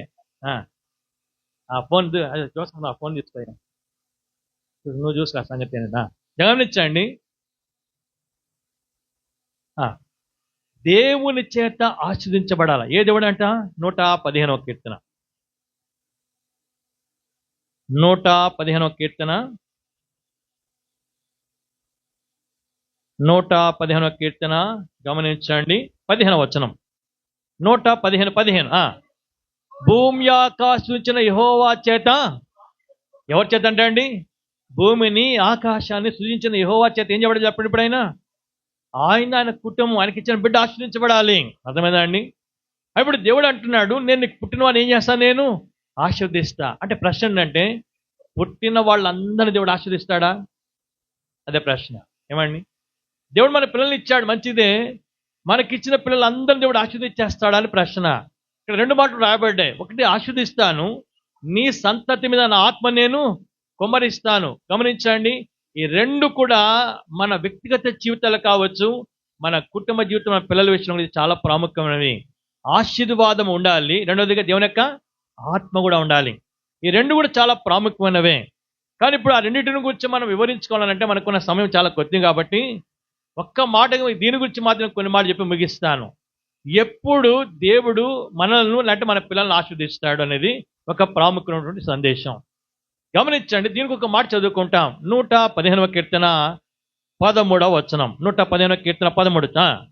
పిల్లలనేమి పెద్దలనేమి ఆయన యందు భయభక్తులు గల వారిని యెహోవా ఏం చేస్తాడంట అండి? ఇప్పుడు చెప్పండి, దేవుడు ఏమన్నా ఆశీర్వదిస్తాడు? పిల్లలే కావచ్చు, పెద్దలే కావచ్చు, ఎవరైతే దేవుడన్న యెహోవా యందు భయభక్తులు కలిగి ఉంటారో వారిని మాత్రమే చెప్పండి ఏం చేస్తాడు ఆయన? అందరినీ కాదు. నువ్వు చర్చికి రావచ్చు, కానుకలు వేయొచ్చు, ప్రార్థన చేయొచ్చు, దేవుని పేరట భక్తి కాళ్ళు చేయొచ్చు, దాన ధర్మాలు చేయొచ్చు, వీటన్నిటిని బట్టి నిన్ను కానీ నీ కుటుంబాన్ని కానీ దేవుడు ఆశీర్వదించలేడు. కానీ ఎప్పుడు ఆశీర్వదిస్తాడనంటే పిల్లలైనా పెద్దలైనా దేవుని యందు భయభక్తులు కలిగి ఉన్నప్పుడు. ప్రశ్న ఏంటంటే భయభక్తులు అంటే అర్థం ఏంటి? భయభక్తులు అంటే దాని గురించి బైబిల్ ఏం చెప్తుంది? 3 మాటలు చెప్తాను దానికి కూడా. మొట్టమొదటిగా యోబు గ్రంథం 1వ అధ్యాయం 1వ వచనం. యోబు గ్రంథం 1:1 చదవండి. వందే భారత్లో పరిగెత్తాలి ఇప్పుడు మనం. చదువు. అతడు యథార్థవంతుడును న్యాయవంతుడునై దేవుని యందు భయభక్తులు కలిగి, అది చెప్పండి భయభక్తులు అంటే అర్థం ఏంటి? చెడుతనము చెప్పండి ఏం చేయాలంటే మనము విసర్జన. రెండవదిగా సామెతల గ్రంథం 8వ అధ్యాయం 13వ వచనం. సామెతల గ్రంథము 8:13. సామెతల గ్రంథం 8వ అధ్యాయం. యెహోవా యందు భయభక్తులు కలిగినట చెడుతనమును చెప్పండి ఏమంట? నెంబర్ 1 చెడుతనం ఏం చేయాలి? ఇప్పుడు మనం విసర్జించాలా. విసర్జించిన చెడుతనం ఏం చేయాలి? మనము ఆశ్రయించుకోవాలి. మూడవదిగా సామెతలు 16:6. సామెతల గ్రంథం 16వ అధ్యాయం 6వ వచనం. కృపాసత్యం వలన దోషములకు ప్రాచిత్తము కలుగును, యెహోవా యందు భయభక్తులు వాడు చెడుతనము నుండి చెప్పేం చేశారంట? తొలగిపోతారు. 3 మాటలండి. ఒకటి, చెడుతనాన్ని విసర్జించాలా. విసర్జించిన చెడుతనం ఏం చేయాలి చెప్పండి? మనం అసహించుకోవాలా. అసహించుకున్న చెడుతనం ఏం చేయాలి? మూడవదిగా దూరంగా తొలగిపోవాలా. మీకు అర్థం కావడానికి ఒక మాట చెప్తాను, కొంచెం ఇబ్బందిగా ఉండొచ్చు, కానీ దాన్ని మీరు అర్థం చేసుకుంటే ఈ భయభక్తులు అన్నమాట మనకు అర్థమవుతుంది. ఇప్పుడు ఇక్కడ మనం ఉన్నామండి.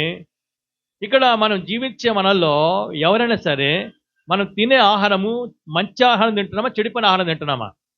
ఇక్కడ చెప్పండి. మంచి తాగే నీళ్లు మంచి నీళ్ళే కదా అండి. మినరల్ వాటర్ అంటారు, ఇంకా కొత్తగా ఆర్కలిన్ ఏదో పేర్లు వచ్చిన కొత్తగా ఏమంటే కొంతమంది డబ్బులు పెట్టి నీళ్లు తాగుతూ ఉన్నారు. సరే, ఇప్పుడు గమనించండి, మనం తినే ఆహారం మంచిదే, త్రాగే నీళ్లు కూడా మంచివే. ఎంత మంచినీళ్ళు త్రాగినా, ఎంత మంచి ఆహారం తిన్నప్పుడు కూడా మన శరీరంలో చెడు అనేది ఏర్పడుతుందా లేదా? ప్రతినిత్యం రెండు జరుగుతూ ఉంటాయి. ఒకటి మల విసర్జన అంటారు, రెండవది మూత్ర విసర్జన అంటారు. అర్థమైందా అండి? మల విసర్జన, మూత్ర విసర్జన ఎక్కడి నుంచి వస్తుంది? అది ఎక్కడ చెప్పండి? మన బాడీలో ఉండే కదా అండి. ఇప్పుడు వచ్చిన దాన్ని మనం చెప్పడం ఏం చేయాలా? విసర్జించాలి. రెండోదిగా అనుకోవాలి. మూడోది ఏం చేస్తాన్ని? అబ్బే కాదు, నా కడుపులో వచ్చింది అని చెప్పి ఒక కవర్లు వేసి ప్యాక్ చేసుకుని ఫ్రిడ్జ్లో పెడతావా? చెప్పండి, గట్టిగా చెప్పండి. ఎవరైనా పెడతారా? అదే చెడుతనం అంటే. అంటే మనం ఎంత భక్తి ఉన్నప్పుడు కూడా ఏమండి, తెల్లబట్టలు వేసుకోవచ్చు, బైబిల్ చేతిలో పట్టుకోవచ్చు, కానీ ఒకటి మాత్రం గుర్తుపెట్టుకోవాలా, ఈ శరీరం ఉన్నంత కాలము మనల్ని ఏమిటి చెప్పండి, చెడుగు ఉంటుంది. ఈ చెడుగును ఏం చేయాలంట? భయభక్తులు కలిగి ఉంటే ఎప్పటికప్పుడు చెడుగును విసర్జించాలి. విసర్జించిన దాన్ని నువ్వేం చేయాలా? అసహించుకోవాలి. మూడోది దాని నుండి తొలగి, దాన్నే భయభక్తులు అంటారు. అది కానీ నువ్వు కలిగి ఉంటే మరి దేవుడు ఆశిస్తే ఏమవుతుంది? ఏమండి, దేవుడు ఆశిస్తే ఏమవుతుంది? ఆది కాండం 26వ అధ్యాయం 12వ వచనం. ఆది కాండము 26వ అధ్యాయం 12వ వచనం. ఇస్సాకు ఆ దేశముందున్న వాడే విత్తనం వేసి ఆ సంవత్సరం యెహోవా, అమాట గమనించండి, యెహోవా అతన్ని ఆశీర్వదించను గనక ఆ మనుషుడు ఏమన్నాడండి? ఇప్పుడు మన ప్రియ సహోదరుడు చిన్న జోసఫ్ గారు, రూతి గారు వాళ్ళకి ఇచ్చిన బిడ్డకు ఒక పేరు కాదు 2 పేర్లు పెట్టారండి. ఎన్ని పేర్లు అండి? 2 పేర్లు పెట్టారు. ఒక పేరేంటి తెలుసా? ఆడే పెట్టారా? శ్రేష్ఠ. రెండోది ఏంటి? ఏంజల్. అంటే ఒక శ్రేష్టమైన ఒక దూతగా ఉండాలని వాళ్ళకి ఆశ. మంచిదే. ఇప్పుడు గమనించండి, ఆ బిడ్డ ఒక శ్రేష్టమైనటువంటి అనుభవంలో ఉండాలి అంటే ఇప్పుడు గమనించండి, యెహోవా అతనిని ఆశీర్వదించను గనక ఆ మనుషుడు ఏమైనాడంట? శ్రేష్టమైన వాడైనాడు. చెప్పండి, ఏమైనాడు? ఇప్పుడు ఆ బిడ్డ ఒక శ్రేష్టమైన అనుభవం రావాలంటే చెప్పండి ఏం చేయాలా? యెహోవా యందు భయభక్తులు కలిగి ఉండాలి. ఇప్పుడు ఆ బిడ్డ యెహోవా యందు భయభక్తులు కలిగి ఉండాలనంటే మొట్టమొదటి ఎవరికి ఉండాలా? చెప్పండి, తల్లిదండ్రులకు ఉండాలి. అందుకన్నాడు, పిల్లలేమి పెద్దలేమి ఎవరైతే యెహోవా యందు భయభక్తులు ఉంటారో దేవుడు వారిని మాత్రమే ఆశీర్వదిస్తాడు. అర్థమైందండి? ఇప్పుడు ఆ బిడ్డ శ్రేష్టమైనటువంటి అనుభవంలో ఒక దూతలాగా తాను ఉండాలి అనంటే, ఆ పేరు అనేది ఆ బిడ్డకు వర్తించాలనంటే ఆ బిడ్డ జీవితంలో నేర్పించాల్సినటువంటి సంగతులు కొన్ని చెప్తా. తర్వాత మైక్ ఇస్తా, మళ్ళీ నువ్వు చెప్పినాక ముగిస్తా కోరిక. సరేనా? నంబర్ 1 చూడండి దయచేసి, 19వ అధ్యాయం ఆది కాండం 12వ వచనం. ఆది కాండము 19వ అధ్యాయం 12వ వచనం చదవండి. ఎవరొకరు?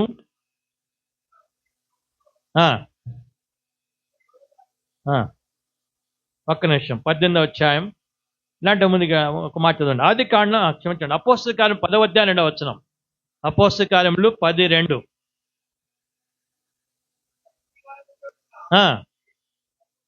ఇంటి వారందరితో కూడా చెప్పండి ఏమన్నాట? భయభక్తులు కలిగి ఉన్నాడు. అంటే ఇప్పుడు కొర్నేలు గురించి ఆ మాట రాబడింది. కొర్నేలి తాను, తన భార్య, తన పిల్లంతా చెప్పండి ఎలా ఉన్నారంట అండి? దేవుని యందు. అంటే ఇప్పుడు చిన్న జోసఫ్, రూతు వారికి ఇచ్చిన బిడ్డ అంతా చెప్పండి ఎలా ఉండాలా? దేవుని యందు. అంటే భయభక్తులు అంటే నేను చెప్పేశాను. ఏం చెప్పాను? భయభక్తులు అంటే చెడుతనాన్ని విసర్జించాలా, దాన్ని అసహించుకోవాలా, మూడోది దాని నుండి తొలగిపోవాలా. కాబట్టి ఇప్పుడు ఆ బిడ్డ ఇష్టమైనటువంటి ఒక దూతలాగా తను చేయబడాలనంటే వారు ఆరంభము నుండే వారు భయభక్తులు కలిగి ఆ బిడ్డను కూడా భయభక్తులలో పెంచాలా. ఇప్పుడు ఎక్కడ పెంచాలండి? భయభక్తుల్లో పెంచాలా. ఇది వారు చిన్నప్పటి నుంచే నేర్పించాలా. ఎందుకంటే దేవుని వాక్యం చెప్తుంది, మొక్కై వంగనిది మానే వంగదంచారు. అర్థమైందండి? కాబట్టి లేతగున్నప్పుడు వారికి నేర్పించాలా. ఇంకొక మాట చెప్తాను, 1 సంవత్సరం వచ్చింది, ఇంకొక 1 year లోపల వాళ్ళు నేర్పించకపోతే ఆ తర్వాత వారు తల కింద పెట్టి కాలు పైకి లేపి తపస్సు చేసినాడు కాదు ఇక. అర్థమైందండి? కాబట్టి చిన్నప్పటి నుంచి వాళ్ళకి నేర్పించాలా. చిన్నప్పటి నుంచి వారికి నేర్పించాలా. ఇప్పుడు ఆ జోసఫ్ ఉన్నాడండి, ప్రక్కన రూత్ ఉంది. ఇప్పుడు వాళ్ళిద్దరు భయభక్తులు కలిగి ఉంటే వారు లేవగానే చెప్పండి ఏం చేస్తారు? మంచి నుండి దిగ్గానే చెప్పండి, గట్టి చెప్పాలా. భయభక్తి లేకపోతే చక్కగా కూర్చొని రూతు చాయ్ పట్టరా. ఇప్పుడు ఇవన్నీ ఎవరు గమనిస్తూ ఉంటారు? బిడ్డ గమనిస్తుంది కదా.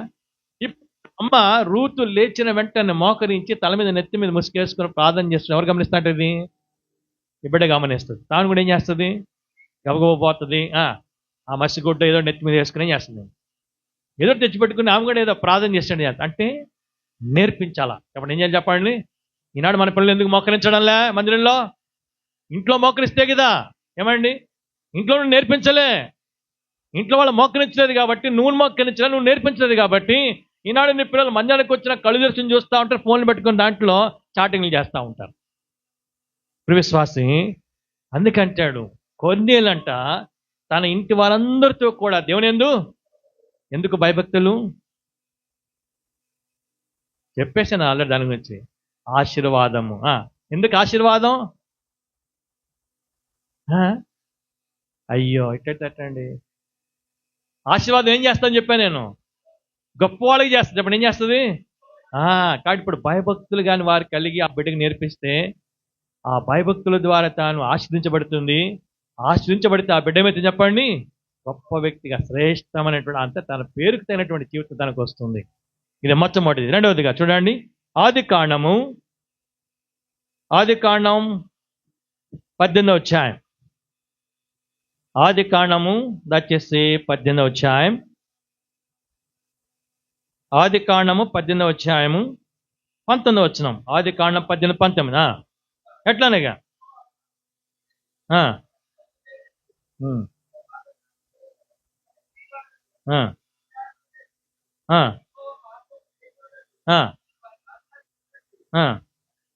ఏమంటాడండి ఇక్కడ? అబ్రహాము ఏమంటాడు ఇక్కడ? తన తర్వాత చెప్పండి, తన తర్వాత తన పిల్లలను తన ఇంటి వారును నీతి న్యాయములు జరిగించుచు యెహోవా మార్గములను గైకొండ గట్టలు ఏం చేసిన వారికి ఆజ్ఞాపించాడని. అంటే ఏం చేశాడు అబ్రహాము? చిన్నప్పటి నుండి తన ఇంటిలో ఉన్నటువంటి తన బిడ్డలకు కావచ్చు, తన ఇంట్లో ఉన్న వారికి ఏం చేశాడనంటే దేవుని మార్గాలు బోధించాడు, దేవుని మార్గాలు నేర్పించాడు. అర్థమైందండి? దేవుని మార్గాలు బోధించాడు. రెండో దేవుని మార్గాల వారికి నేర్పించాడు. 22 సామెత 22:6 ఏమంటాడు? బాలుడు 40 సంవత్సరం వానికి నేర్పము, పెద్దవాడినప్పుడు దానిలో ఉండి. కాబట్టి చిన్ననాటి నుండి కూడా చేయాలంటే ఈ బిడ్డను వారు ఏం చేయాలంటే గమనించండి, దేవుని యొక్క మార్గాలు బోధించాల. దేవుని యొక్క మార్గాలు బోధించి నేర్పించాలా, చిన్నప్పుడు నేర్పించాలా. నేను ఈ మధ్యకాలం అమెరికా వెళ్ళి వచ్చాను. అమెరికా వెళ్ళినప్పుడు అక్కడ ఒక సహోదరి ఉంటుంది. ఇది హైదరాబాద్లో ఉండేది. నేను ఇక్కడ సేవ చేసేటప్పుడు డిఎంఆర్లోనే. ఇక్కడ వాళ్ళ అమ్మ వాళ్ళంతా ఇక్కడ ఉంటారు. కాబట్టి ఆ సహోదరి ఇప్పుడు అమెరికాలో ఉంది. ఆమె ఉదయం ఫోన్ చేసామని అక్కడికి వెళ్ళక మునిపోయిన వస్తున్న సంగతి తెలిసి ఖచ్చితంగా మా దగ్గరికి రావాలని చెప్పాను. సరే, నేను వాళ్ళ దగ్గరికి వెళ్ళాను, వాళ్ళ ఇంటికి వెళ్ళాను. వాళ్ళ ఇంట్లో ఒక 2 days ఉన్నాను. ఆమె గురించి నెచ్చి సాక్ష్యం ఏంటంటే, ఇక్కడనే వాళ్ళ భర్త ఇక్కడనే పనిచేస్తాడు, ఎప్పుడో పోలీస్ డిపార్ట్మెంట్ చేస్తాడు. ఆయన మంచి ర్యాంక్లోనే ఉన్నాడు. చిన్న పిల్లలు ఉండేవాళ్ళు అనమాట. ఏం చేసేదంటే ప్రతి దినము కూడా, ఏ దినమండి? ప్రతి దినము కూడా ఒక కంఠత వాక్యం నేర్పించారు. నేను ఇంటికి వెళ్ళగానే తాత వచ్చాడరా అని బాబుని పిలిచి తాత దగ్గర చేతులు కట్టుకొని ఈ వారం అంతా మీరు ఏం నేర్చుకొని చెప్పండి అనేది. పిల్లలు టకా చెప్పేవాళ్ళు. ఏం చెప్పేవాళ్ళు ఏమండి? ఇప్పుడు మన పిల్లలు ఏం చెప్తారు? సెల్ ఫోన్ ఇస్తే నిన్న మా దగ్గర ఉండి పెళ్లి చేసుకుని మన కొంతమంది వచ్చారు. ఆ బుడ్డది వచ్చి వాళ్ళ daddy mummy cell phone daddy చెప్పండి. ఏం కాలండి? మమ్మీ ఏమీ లేదట. ఎందుకు? ఆ సెల్ ఫోన్ తీసుకెళ్ళి పెట్టుకొని వచ్చింది. నేను చెప్పిన తిక్క మనుషులారా, ఈ సెల్ ఫోన్ ఇచ్చి ఈ బొమ్మలు చూపిస్తే రేపు మీకు బొమ్మలు చూపిస్తాను చెప్పిన. అర్థమైందండి?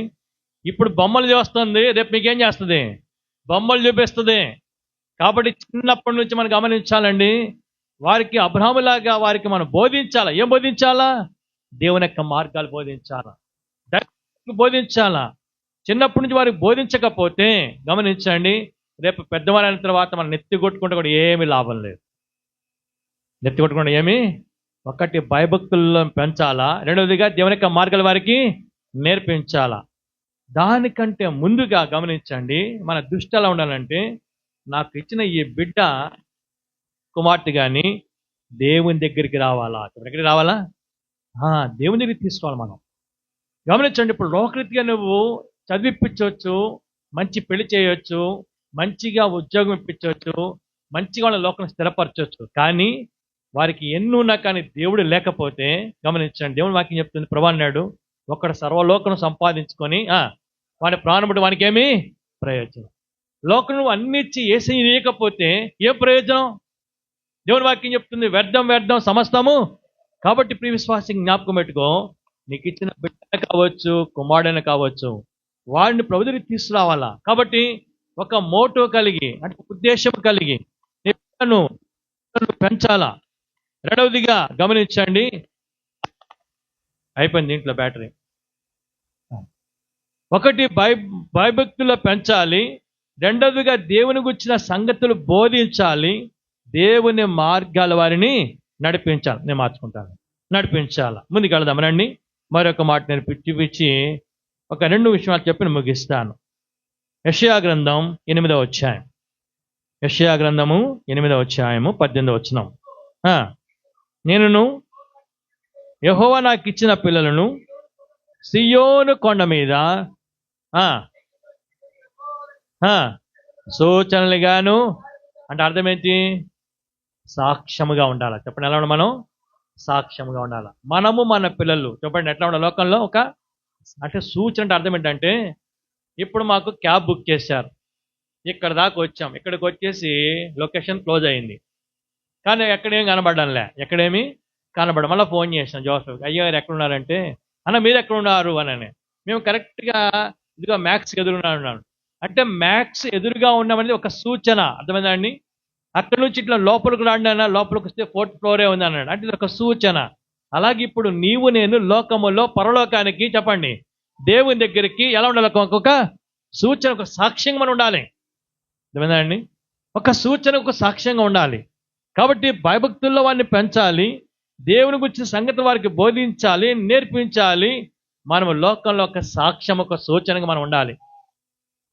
అదే ప్రభు నీ నుండి నా నుండి ఆశిస్తున్నాడు. అటువంటి అనుభవం మనం రావాలని ప్రభు ఆశిస్తున్నాడు. కాబట్టి ప్రియ సహోదరుడు చిన్న జోసఫ్, రూత్ వారికి ఇచ్చిన బిడ్డ, ఆ బిడ్డను కూడా వారు దేవుని కొరకే వారు పెంచినట్లుగా మనం ప్రార్థన చేయాలి. మనం మాత్రం ప్రార్థన చేయడమే కాదు, తల్లిదండ్రుల వారికి అది ఉండాలన్నమాట. రాబో దినాల్లో నా బిడ్డకు శ్రేష్ఠాన్ని పేరు పెడుతున్నాను, నా బిడ్డకు ఏంజల్ పేరు పెడుతున్నాను, కాబట్టి ఈ బిడ్డ శ్రేష్టమందిగానే ఉండాలి, ఈ బిడ్డ ఒక దూతలానే ఉండాలి, ఒక ఏంజలానే ఉండాలని చెప్పేసి అటువంటి ఉద్దేశం కలిగి ఆ బిడ్డను దేవుని దగ్గరికి తీసుకొచ్చి, ఆ బిడ్డను భయభక్తులలో పెంచి, దేవుని మార్గాలు బోధించి, నేర్పించి, ఆ బిడ్డను ఒక శ్రేష్టమైన అనుభవం తీసుకురావాలా. బైబిల్ ఏమంటాడంటే, యవన కాలం ముందు పుట్టిన కుమారులు బలవంతుల చేతిలోని బాణం ఎట్ట వస్తుందండి? బాణం ఎట్ట తయారవుతుంది? ఏమి రాజేశ్వరన్నా, ఎట్ట తయారవుతుంది? ఆయన అడుగుతున్న తలగా ఉంచుకుంటున్నాం మెల్లంగా పక్కన. చెప్పండి, ఎట్ట తయారవుతుంది? ఒక వెదురు బొంగుని ఏం చేయాలా? ముందు కత్తిరించాలా, దాన్ని ముక్కలు చేయాలా, తీసుకొచ్చి దాన్ని మొత్తం చెక్కాల, చెక్కి దాని ఒక బాణంగా తయారు చేయాల, అంటే ఒక ఆయుధముగా. అంటే నీ కుమారుడు, నీ కుమార్తె, నా కుమార్తె ఒక బలవంతుల చేతిలో ఒక బలమైనటువంటి ఆయుధాలుగా సిద్ధం చేయాలంట. ఎవరి కొరకు అంటే మన కొరకు కాదు, చెప్పండి, ఎవరి కొరకు? దేవుని కొరకు మనం సిద్ధం చేయాలా. వారిని దేవుని కొరకు మనం పెంచినట్లయితే, వారిని దేవుని వారికి మనం పెంచినట్లయితే, దేవుడు మనకి ఏమి తక్కువ చేయడండి. చూడండి, నిర్గమకాండం 2వ అధ్యాయం 9వ వచనం. నిర్గమకాండం 2వ అధ్యాయం 9వ వచనం. ఈ బిడ్డను తీసుకొని మళ్ళీ పోయి, నా కొరకు కాదు, కరెక్ట్ చదువు, మళ్ళీ చదువు. ఫరో కుమార్తె ఆమెతో, ఈ బిడ్డను నువ్వు తీసుకుని పోయి నా కొరకు పాలిచ్చి పెంచు, సొమ్మొకటిది సోకొకటిది. అర్థమైందా అండి? ఎవరెవరితో మాట్లాడుతున్నారు? ఫరో కుమార్తె మోషే తల్లితో యొకోబేదుతో మాట్లాడుతుంది. కుమారుడు ఎవరు? కుమారుడు యొకోబేదు కుమారుడు. కానీ ఏమంటుంది ఫరో కుమార్తె? ఎవరి కొరకు పెంచమంటుంది? అందరు గట్టి చెప్పండి. సాతానుడు అదే చెప్తున్నాడు నీతో. ఇదిగో ఈ బిడ్డను తీసుకెళ్ళి నువ్వు నా కొరకు పెంచు. అందుకే గమనించండి, వచ్చి మనం పాట పాడుతుంటే ఆ బిడ్డను అడుగు కూర్చోబెట్టి డాన్స్ చేస్తున్నావా? వాళ్ళ అమ్మ నవ్వుకుంటుంది. సరే, ఆ పాప పాటకి డాన్స్ వేసే సంగతి. కొంతమంది ఏం చేస్తుంది తెలుసా, టీవీ ముందు నిలబెట్టి డాన్స్ లేపెత్తున్నారు అనమాట. అంటే ఎవరి కొరకు పెంచుతున్నావు నువ్వు బిడ్డని? నీ కొరక? సైతాన్ కోసం పెంచుతున్నావు, లోకం కోసం పెంచుతున్నావు. కానీ ప్రభు ఏమంటాడు, ఈ బిడ్డ నేను ఇచ్చాను నీకు, ఈ కుమార్తె నేను ఇచ్చాను. నేను సైతాన్ కోసం కాదు, లోకం కోసం కాదు. ఎవరి కొరకు పెంచు? నా కొరకు పెంచరా నాయన, నా బిడ్డగా పెంచు, నా దానిగా పెంచు అంటాడు. ఎప్పుడైతే మనం ప్రభు కొరకు పెంచుతామో, ప్రభువారిగా పెంచుతామో, గమనించండి, దేవుడు తప్పకుండా మనకు ప్రతిఫలం ఇస్తాడు. మన బిడ్డలను ఆశీర్దిస్తాడు, మనకు ఆశీర్వాదకరంగా ఉంటారు, దేవునికి మహిమకరంగా ఉంటారు. అది ఎంతో శ్రేష్టమైన జీవితం. ఇక్కడ అబ్రహాం యొక్క జీవితంలో నుండి అబ్రహాము తన బిడ్డలకు, తన వారికి ఏం నేర్పించాడో కొన్ని వచనాలు చెప్పి నేను ముగిచ్చేస్తాను. చూడండి, దయచేసి బైబిల్ అందులోకి వెళదాం. రండి, ఆదికాండము 18వ అధ్యాయం 19వ వచనం మనం చూసాం. అక్కడ ఏం చెప్పాడు? అక్కడ చూడండి, ఆదికాండం 18లో నేను ఎరిగి ఉన్నాను. నేను ఏం ఎరిగానంటే, తన పిల్లలకు, తన వారికి అందరికి కూడా మార్గాలు నేర్పించాడు, మార్గాలు బోధించాడు, నేర్పించాడు అంటాడు. ఇప్పుడు నేను చెప్పే తలంపులు మీరు గమనించండి. చిన్న జోసఫ్ అలానే రూతు ఇంతవరకు చెప్పిందంతా బుర్రకెక్కకపోయినా కానీ ఇదన్నీ ఎక్కించుకోవాలా. చిన్నప్పటి నుంచి మీ బిడ్డకు ప్రార్థన నేర్పించాలా. నేర్పించాలా ప్రార్థన. రెండవదిగా వాళ్ళు ధర్మశాస్త్రం నేర్పించేవాళ్ళు. ఏం నేర్పించేవాళ్ళు అంటే, ధర్మశాస్త్రం దేవుని యొక్క వాక్యం. ప్రార్థన నేర్పించాలా, దేవుని యొక్క వాక్యం నేర్పించాలా, ఆరాధన నేర్పించాలా, దేవుని యొక్క మందిరాన్ని గురించి కూడా నేర్పించాలా. మనం మందిరానికి వెళ్ళేటప్పుడు మందిరంలో మన పిల్లల్ని ఇడిచిపెడితే వాళ్ళు ఇటు పరిగెత్తా ఉంటారు. అంటే ముందుగానే చెప్పాలి. ఏం చెప్పాలంటే, మనం ఎక్కడికి వెళ్తున్నాం? దేవుని యొక్క మందిరానికి. అక్కడ దేవుడు ఉంటాడు. దేవుని యొక్క సన్నిధిలో మనం ఇటు పరిగెత్తకూడదు. మనం జాగ్రత్తగా కూర్చోాలి. ఎక్కడ నేర్పించాలి చెప్పండి? అది ఇప్పుడు నేర్పించవలసిన బాధ్యత ఎవరి మీద ఉంది? కాబట్టి ఇప్పుడు నేను ఎరిగాను. ఏమని ఎరిగాను? నా తెలుసు అబ్రహాం గురించి. అబ్రహాం నేర్పిస్తున్నాడు. కాబట్టి మీరు కూడా నేర్పించాలా. ఏం నేర్పించాలా? బిడ్డకు ప్రార్థన అనేది, ఆరాధన అనేది, మందిరం గురించి, అవన్నీ కూడా దేవుని యొక్క వాక్యం చిన్నప్పటి నుంచే నేర్పించాలి. అబ్రహాం నేర్పించాడు. ఇంకొక మాటకు వద్దాం. చూడండి, ఆదికాండం 24వ అధ్యాయంలో అక్కడ ఒక మాట చూడండి. ఆదికాండం 24వ అధ్యాయము 11వ వచనం. స్త్రీలు నీళ్లు చేదుకొని వచ్చే వేళకు ఆ ఊరి బయటనున్న నీళ్ల బావి యొద్ద ఏం మోకరింపజేశాడంట అండి? ఏం మోకరించాడంట? మనమే మోకరించాక మన పిల్లలు ఆడ మోకరిస్తారు, ఇంట్లో ఎవరు మోకరిస్తారండి? అంటే అబ్రహాం ఏం నేర్పించాడు చెప్పండి? వంటలకు కూడా చెప్పండి. వంటలకు కూడా మోకరించేది ప్రతి వారిని మోకాలు యేసయ్య నామమున ఏయాలంట. కాబట్టి వంగాల. అంటే వంటలకు కూడా నేర్పించాడు. ఏం నేర్పించాడు? ప్రార్థన చేసేది. ఈ మధ్యలో ఒక చిన్న క్లిప్ చూశాను నేను. ఒక సహోదరుడు ప్రార్థన చేస్తా ఉంటే తన ప్రక్కన కుక్క ఉంది, తను పెంచుకున్న కుక్క. అది కూడా 2 చేతులు ఇట్లా ఉంచి కళ్ళు మూసుకుందనమాట. ఏమైనా వేసింది అంటే, ఆ వ్యక్తి ప్రార్థన చేసేంతసేపు ఆ కుక్క కూడా 2 చేతులు ఇట్లా ఉంచేసి కళ్ళు పొరపాటు కూడా తెరవలే. పైకి ఇట్లా లేచింది. అది మోకాళ్ళ మీద పైకి లేచి ఇట్లా నిలబడి అట్లే ఉందన్నమాట. అంటే ఇప్పుడు ఆ కుక్కకు ఆ యజమాని ఏం చెప్పండి? ప్రార్థన చేసే సమయంలో అలాగ ఉండడం నేర్పిస్తూ వచ్చాడు.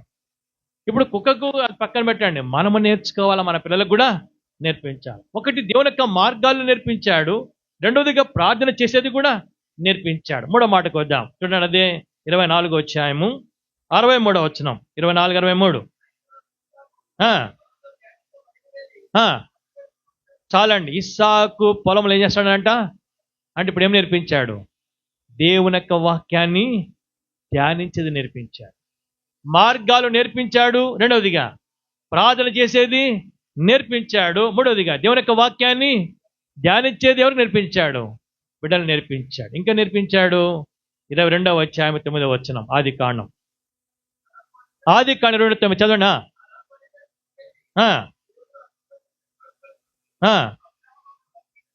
అబ్రహాం అక్కడ బలిపీఠమును కట్టి కట్టెలు చక్కగా పేర్చి తన కుమారుడు ఇస్సాకును బంధించి ఉంచాను. ఏం చేశాడండి? ఇప్పుడు చాలా జాగ్రత్తగా గమనించండి. మీ డాడీ కదా వచ్చింది? మీ డాడీనా? ఏం పేరు డాడీ పేరు? యేసుదాస్ గారు. యేసుదాస్ గారు పెద్ద జోసఫ్ను చిన్న జోసఫ్ను చేతులు కాళ్ళు కట్టి ఎత్తి బలిపీఠం మీద పండబెడితే ఏం చేస్తారు చెప్పండి వీళ్ళిద్దరు?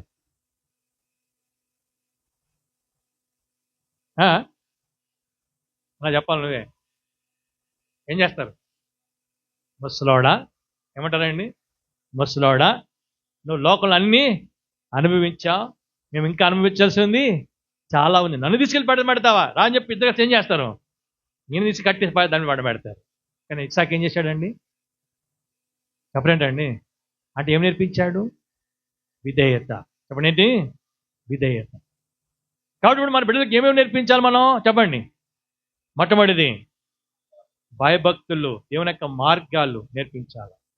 అంటే ప్రార్థించేది, వాక్యమును చదివేది, వాక్యం మీద శ్రద్ధ పుట్టించాలా, దేవుని యొక్క మందిరానికి వచ్చిన సంగతులు నేర్పించాలా, ఆరాధించేది నేర్పించాలా, పాటలు నేర్పించాలా, కంఠత వాక్యాలు నేర్పించాలా చిన్నప్పటి నుంచే. రెండవదిగా మోకరించేది, దేవుని యొక్క సన్నిధిలో మోకరించడం నేర్పించాలా. మూడవదిగా ఏం చేసాం మనం? వాక్యాన్ని ఏం చేయాలి? వాళ్ళు ధ్యానించాలి. నాలుగవదిగా విధేయత నేర్పించాం. అబ్రహాము దేవునికి విధేయత చెప్పిస్తే, అబ్రహామునకు శారా విధేయత చెప్పిస్తే, అబ్రహాము శారాలకు ఎవరు విధేయత చూపించారండి? ఇస్సాకు. అంటే ఆ కుటుంబమే, చెప్పండి ఏ కుటుంబం అది? విధేయత కుటుంబం. అంటే విధేయత కుటుంబానికి విధేయతకు ముందు ఏముంటుందంటే విశ్వాసం ఉంటుంది. విశ్వాసము విధేయత ఎప్పుడు కలిసి వెళతాయి, అవిశ్వాసము అవిధేయత ఎప్పుడు కూడా కలిసి వెళతాయి. అది మనం అర్థం చేసుకోవాలంటే అబ్రహాము విశ్వాసం దేవునికి ఏం చేశాడంట? లోబడి అంటాడు హెబ్రీ పత్రిక 11:8. అదే హెబ్రీ పత్రిక 3వ అధ్యాయం మనం ఆఖరి వచనానికి వచ్చేటప్పటికి దేవుని ప్రేమ వారు అవిశ్వాసం బట్టి అవిధేయులైన వారు విశ్రాంతి ఏం చేయాలి? వాళ్ళు ప్రవేశించలేకపోతే వచ్చినారు. విశ్వాసం విధేయత కలిసి వెళ్తుంటున్నాయి. రెండవదిగా అవిశ్వాసం అవిధేయత అనేది కలిసి వెళ్తుంటున్నాయి. కాబట్టి ఒక విశ్వాస అయితే చెప్పండి ఏం కలిగి ఉంటాడు? ఆయన విధేయత కలిగి ఉంటాడు. తన బిడ్డలకు కూడా ఏం నేర్పిస్తాడు? విధేయత నేర్పిస్తాడు. విధేయత ద్వారానే మనం ఉన్నతమైన అనుభవానికి వెళతాం. అర్థమైందా అండి? కాబట్టి మన ప్రియ సహోదరుడు చిన్న జోసఫ్ అలానే రూత్ వారికి ఇచ్చిన బిడ్డ శ్రేష్టమైన అనుభవం ఉండాలంటే, ఒక ఏంజల్గా ఉండాలంటే వారు మొట్టమొదటిగా చేయాల్సిన పని ఏంటంటే ప్రభు దగ్గరికి వారిని తీసుకురావాలి. ప్రభు దగ్గరికి తీసుకువచ్చుట అనే దానికి ఒక వచనం చెప్తాను, మర్చిపోయినా చెప్పడాను. మొదటి సమయ గ్రంథం మొదటి అధ్యాయం 28 చదవండి, ముగిచ్చేస్తాను. అది చాలండి. ఏం చేయాలి చెప్పండి? బిడ్డను ప్రతిష్ఠించడం అంటే డెడికేట్ చేయడం. చెప్పండి ప్రతిష్ఠ అర్థం ఏంటండి? డెడికేటెడ్ అర్థం ఏంటంటే సెట్ అపార్ట్ అంటారు. అంటే ఏం చేయడం? ప్రత్యేకపరచడం. కాబట్టి ఈ బిడ్డ ఎవరికి? దేవుని బిడ్డ. ప్రత్యేకపరచాలి అంటే దేవుని కొరకు ప్రత్యేకపరిచి దేవుని దగ్గర తీసుకోవచ్చు. భయభక్తుల్లో పెంచాలి. అర్థమైందండి? భయభక్తుల్లో పెంచడం మాత్రమే కాదు, ఆ బిడ్డకు దేవుని యొక్క మార్గాలు నేర్పించాలా, బోధించాలా, ఆ బిడ్డను దైవత్వంలో నడిపించాలా. ఇవన్నీ చిన్నప్పటి నుంచి మనం చేస్తున్నట్లయితే రేపటి దినమున తన పేరుకు తగినట్లుగా ఆమె ఎలా ఉంటుంది? ఒక శ్రేష్టమైనటువంటి అనుభవంలోకి వస్తుంది. ఆ శ్రేష్టమైన అనుభవంలోకి వచ్చినప్పుడు దేవునికి మహిమ, కుటుంబాలకు క్షేమం, తనకు ఆశీర్వాదం. చెప్పండి దేవునికి ఏముంటుంది? మహిమ. ఈనాడు చాలా మంది తమ బిడ్డలను బట్టి చెప్పండి ఏం లేదు దేవునికి మహిమ లేదు. ఇంట్లో బిడ్డలను బట్టి తల్లిదండ్రులు ఏడుస్తూ ఉంటారు, ప్రార్థన రిక్వెస్ట్ ఇస్తూ ఉంటారు. అన్నా వాడు ఎట్ట చేస్తున్నాడన్నా, ఆ పిల్ల ఎట్ట చేస్తుందన్నా అని చెప్పి ఏడుస్తూ ఉంటారు. ఏంటి కారణం ఏంటంటే నేను అంటున్నా బిడ్డ తప్పు కదా అది. ఆ తప్పు ఎవరిది చెప్పండి? తల్లిదండ్రులదే. చిన్నప్పటి నుంచి వాళ్ళు అలాగే చేయలేదు కాబట్టి ఒక సమయం వచ్చిన తర్వాత ఏమి చేసిన లాభమే? ప్రభు కనికరించమని మనం ఏం కూడా చేయలేం. అందుకే ప్రభు ముందే చెప్పాడు చిన్నప్పటి నుంచే. తర్వాత ఇంటికి చదవండి, ద్వితీయోపదేశకాండం 6వ అధ్యాయంలో 5వ వచనం చదువుకుంటూ వెళితే, నీ కుమారుడు వాడు తింటున్నావు అంటే వారు కూర్చున్నప్పుడు, లేచినప్పుడు, నడిచినప్పుడు ఏం చేయాలి? వాటి గురించే దేవుని వాక్యాన్ని గురించి మాట్లాడాలంటే నేర్పించాలంటాడు చిన్నప్పటి నుంచే. మనము సెల్ ఫోన్ ఇచ్చి నేర్పిస్తాం, టీవీ రిమోట్ ఇచ్చి నేర్పిస్తాం, కానీ దేవుని గురించి మాత్రం ఏం చెప్పడం మనం నేర్పించాం. పేరుకి మాత్రం ఏం చెప్తాం? మనం దేవుని పిల్లలమంటాం. ఏం ప్రయోజనం అన్నాడు. గమనించండి, చిన్నప్పుడు ఎప్పుడైతే మోషే తల్లి మోషేను దైవికంగా పెంచి నేర్పించిందో, పెద్దవాడైనప్పుడు హెబ్రీ పత్రిక 11 మనం 24 చదివితే ఐగుప్తు ధనము కంటే ఐగుప్తు ధనము కంటే చాలు ఏమనుకున్నాడు? ఐగుప్తు వద్దు, నాకు ఎవరు కావాలా? దేవుడు కావాలి, యేసయ్య కావాలి, క్రీస్తు కావాలి. చెప్పగలరా మన పిల్లలు? చెప్పండి, మన పిల్లలు చెప్పగలరా? ఒక్కొక్కటి కట్టింగ్ ఉంటుందండి. అంతా తీసి కూడా మాత్రం పెడతాడు వాడు, ఓడిపోచ్చులాగా. ఇక వాడు వేసే ప్యాంట్లు చూడాలి, వెనకాల అంతమంది కిందకు వచ్చి ఉంటాయి. ఇక మన ఆడపిల్లలు అంటే ఇంకా చెప్పలేం వాడి గురించి. ఎక్కడ అంత లోకం. మోషే ఏమంటాడు పెద్దవాడైనప్పుడు, ఇక్కడ మాట రాశాడు పెద్దవాడైనప్పుడు అంటాడు అక్కడ. అంటే పెద్దవాడైనప్పుడు లోకం వద్దు, నాకు దేవుడు అని చెప్పడానికి కారణం ఏంటంటే చిన్నప్పుడు తల్లి చెప్పడేసింది, నేర్పించిందండి. నేర్పించింది. కాబట్టి మనం చిన్నప్పుడు మనం నేర్పించకపోతే మన బిడ్డలే పాడైపోతారు. మన బిడ్డలు పాడైపోవడానికి కారణం ఒక తండ్రి తల్లిగా మన యొక్క బాధ్యతలను చెప్పడం ఏమవుతున్నాం. కాబట్టి మన బిడ్డలకు మనమే మార్గదర్శులుగా ఉండాలా. మనము మార్గదర్శులుగా ఉండాలా, మనలో క్రమశిక్షణ ఉండాలా, మనలో దైవత్వం ఉండాలా, మనలో ప్రార్థన ఉండాలా, మనలో దైవికమైన విధేయత్వం ఉండాలా. ఇవన్నీ మనలో ఉంటే, మనలో మన బిడ్డలు చూసినప్పుడు వాళ్ళు మన ద్వారా నేర్చుకుంటే రాబో తరములో వాళ్ళు కూడా అలా ఉంటారు. నేను ఎప్పుడు నా పిల్లలు ఒకటే మాట చెప్తుంటాను, నేను మా నాన్నగారు వాళ్ళ తరం అయిపోయింది, రెండవ తరంగా మేమున్నాము, మా తర్వాత మీరు మూడవ తరంగా ఉన్నారు. పులి కడుపులో పుల్లే పుడుతుంది కానీ చెప్పండి పిల్లి పుట్టదురా. కాబట్టి మీ తాత ఎలాగో పులిగా ఉన్నాడు, ఇప్పుడు మేము కూడా ఎలా ఉన్నాం, పులిలాగా బతుకున్నాం దేవుళ్ళో. రేపు మీరు కూడా ఎలా బతకాలా చెప్పండి. కాబట్టి లోకం ఎంత మాత్రం మీరు దాన్ని గ్రహించొద్దు. నాకు 4 బిడ్డలు ఉండే. ఇదే హైదరాబాద్ డిఎంఆర్ ల్యాబ్స్లో సేవ చేస్తున్నప్పుడు పెద్ద పాప ఇక్కడ దగ్గరలోనే యాక్సిడెంట్లో చనిపోయింది. 2003లో ఆటో యాక్సిడెంట్ చనిపోయింది. ఇప్పుడు 2 కొడుకులు, ఒక పాప ఉంది. నా బిడ్డకు ఒకటే మాట చెప్పినా, నేను ఉన్నప్పుడు పెళ్లి చేస్తే పర్వాలేదు, ఒకవేళ నన్ను ప్రభు తీసుకుని పెళ్ళి అయినా కానీ పొరపాటును కూడా లోక సంబంధంగా వేలి గిల్లి మాత్రం నీవు చెప్పండి వేసుకోవద్దు. మనం ఎవరం? దేవుని బిడలం. పక్షంగులు ఒప్పుకోలేదు, మీ తాత ఒప్పుకోలేదు, ఇప్పుడు మీ తండ్రిగా నేను కూడా ఒప్పుకోవడం. చెప్తాను నేను బిడ్డకి అలాగను చెప్తావా? వెతికి వెతికి వెతికి హైదరాబాద్ అంతా తిరిగి తిరిగి తిరిగి తీసుకొచ్చి చేస్తున్నాం కదా అండి. ఎన్ని రకాలుగా లోకరీతిని తయారు చేసేస్తున్నాం. అరే నా కొరకు ఒక బాణంగా సిద్ధం చేయమని దేవుడు చెప్తుంటే లోకం కొరకు బాణంగా సిద్ధం చేసి ఇప్పుడు మనం దేవుని పక్షంగా సాతాను మీద ఒక ఆయుధంగా వాడవచ్చు. మనము మన పిల్లల్ని ఏం చేస్తున్నామంటే మనం దేవుని మీద ఒక సాధనంగా వదిలేస్తున్నాం, ఆయుధంగా వదిలేస్తున్నాం. కాబట్టి ప్రియమైన విశ్వాసి, రాత్రి ఒక హెచ్చరిక తీసుకుందాం. మనకిచ్చిన బిడ్డలను మనం ప్రభు కొరకు పెంచాలా, ప్రభు వారిగా పెంచాలా, వాళ్ళ ఒక శ్రేష్ఠ నలుగురికి రావాలా. దూత అంటే అర్థం ఏంటండి? దూత ఏం చేస్తాడు? వర్తమానాన్ని అందిస్తాడు. రాబోతున్న నా బిడ్డ ఏం చేయాలా? దేవునికి వచ్చిన వర్తమానం అందించాలా. ఇదిగో ప్రజల కలగబో మహా సంతోషకరమైన సువర్తమానం, నేడు రక్షకుడు మీ కొరకు రక్షకుడు గురించిన సువర్తమానం ప్రకటించే బిడ్డగా సిద్ధపరచబడాలా. అతి కృపణ దేవుడు అనుగ్రహించునుగా. ఒక్క మాట చదువు ముగించుకుందామండి, అది అందరికీ కూడా చాలా ప్రాముఖ్యమైనది. ఆఖరిగా ఒక్క మాట, న్యాయాధిపతుల గ్రంథం 2వ అధ్యాయం. న్యాయాధిపతుల గ్రంథము దయచేసి మొదటి అధ్యాయం, క్షమించండి, మొదటి అధ్యాయము 2వ వచనం. కలిసి చదువుకుందాం, యెహోవా కాదు. న్యాయాధిపతులు 1:22 అందరం కలిసి చదువుదాం. చదవండి, ముగించుకుందాం. న్యాయాధిపతులు 1:22. యోసేపు ఇంటి వారు బేతేలుకు వెళ్ళినప్పుడు యెహోవా వారికి ఎక్కడికి వెళ్ళినప్పుడు అంట అండి, యోసేపు ఎవరంట? ఇంటివారు. ఆదికాండం 35లో యాకోబు తన ఇంటి వారంతా ఎక్కడికి వెళ్ళాడు అంటే బేతేలు అంటే దేవుని యొక్క మందిరానికి వెళితే, మనము మన పిల్లలు మందిరానికి వెళ్ళగలిగితే దేవుడు మనకి ఎలా ఉంటాడంట? తోడుగా ఉంటాడు. తోడుకుంటే ఏమవుతుంది అయ్యా? 2 మాటలే మళ్ళీ చదువుకోండి. 39వ అధ్యాయం ఆదికాండం 2-3 వచనాల్లో వర్ధిల్లుతాము. రెండవదిగా మనం చేసినంత కూడా సఫలమవుతుంది. వర్ధిల్లుతాం. ఎలా వర్ధిల్లుతాము? 3 యోహాను 2వ వచనం, ప్రియుడా ఆత్మలు వర్ధిల్చిన ప్రకారం అన్ని విషయాలు వద్దు ఎలా ఉంటావు నువ్వు?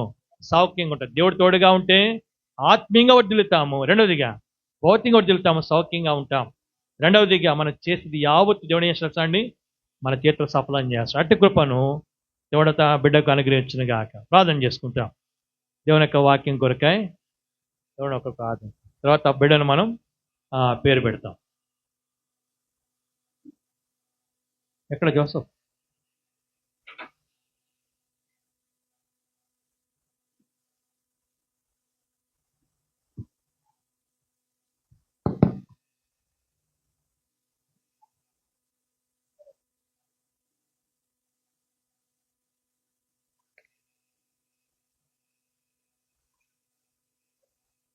ప్రార్థన చేసుకుందాం.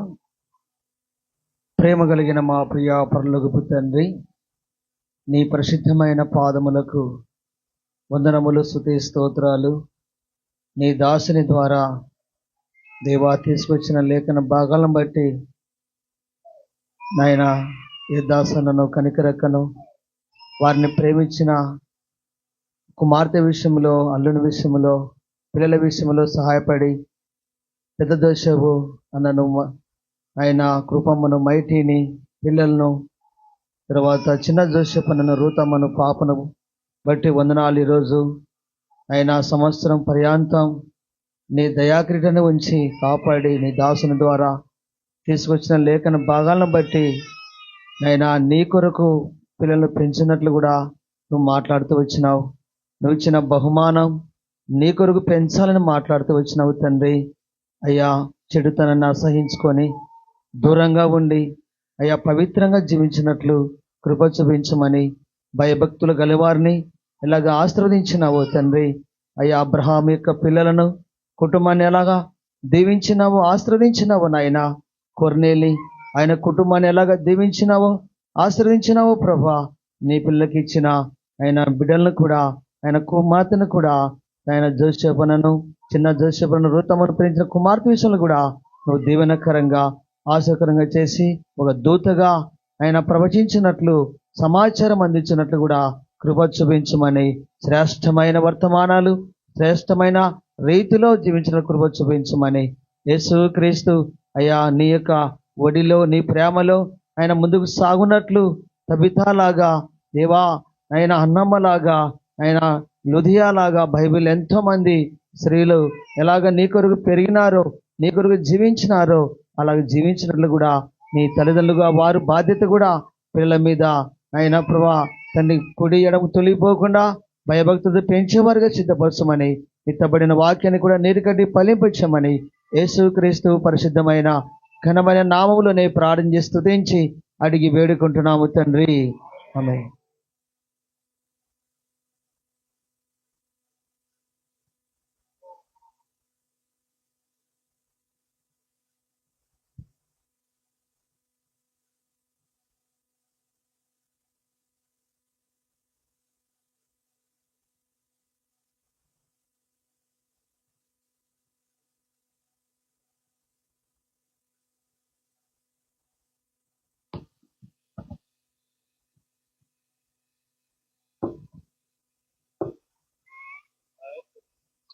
ఎక్కడెక్కడ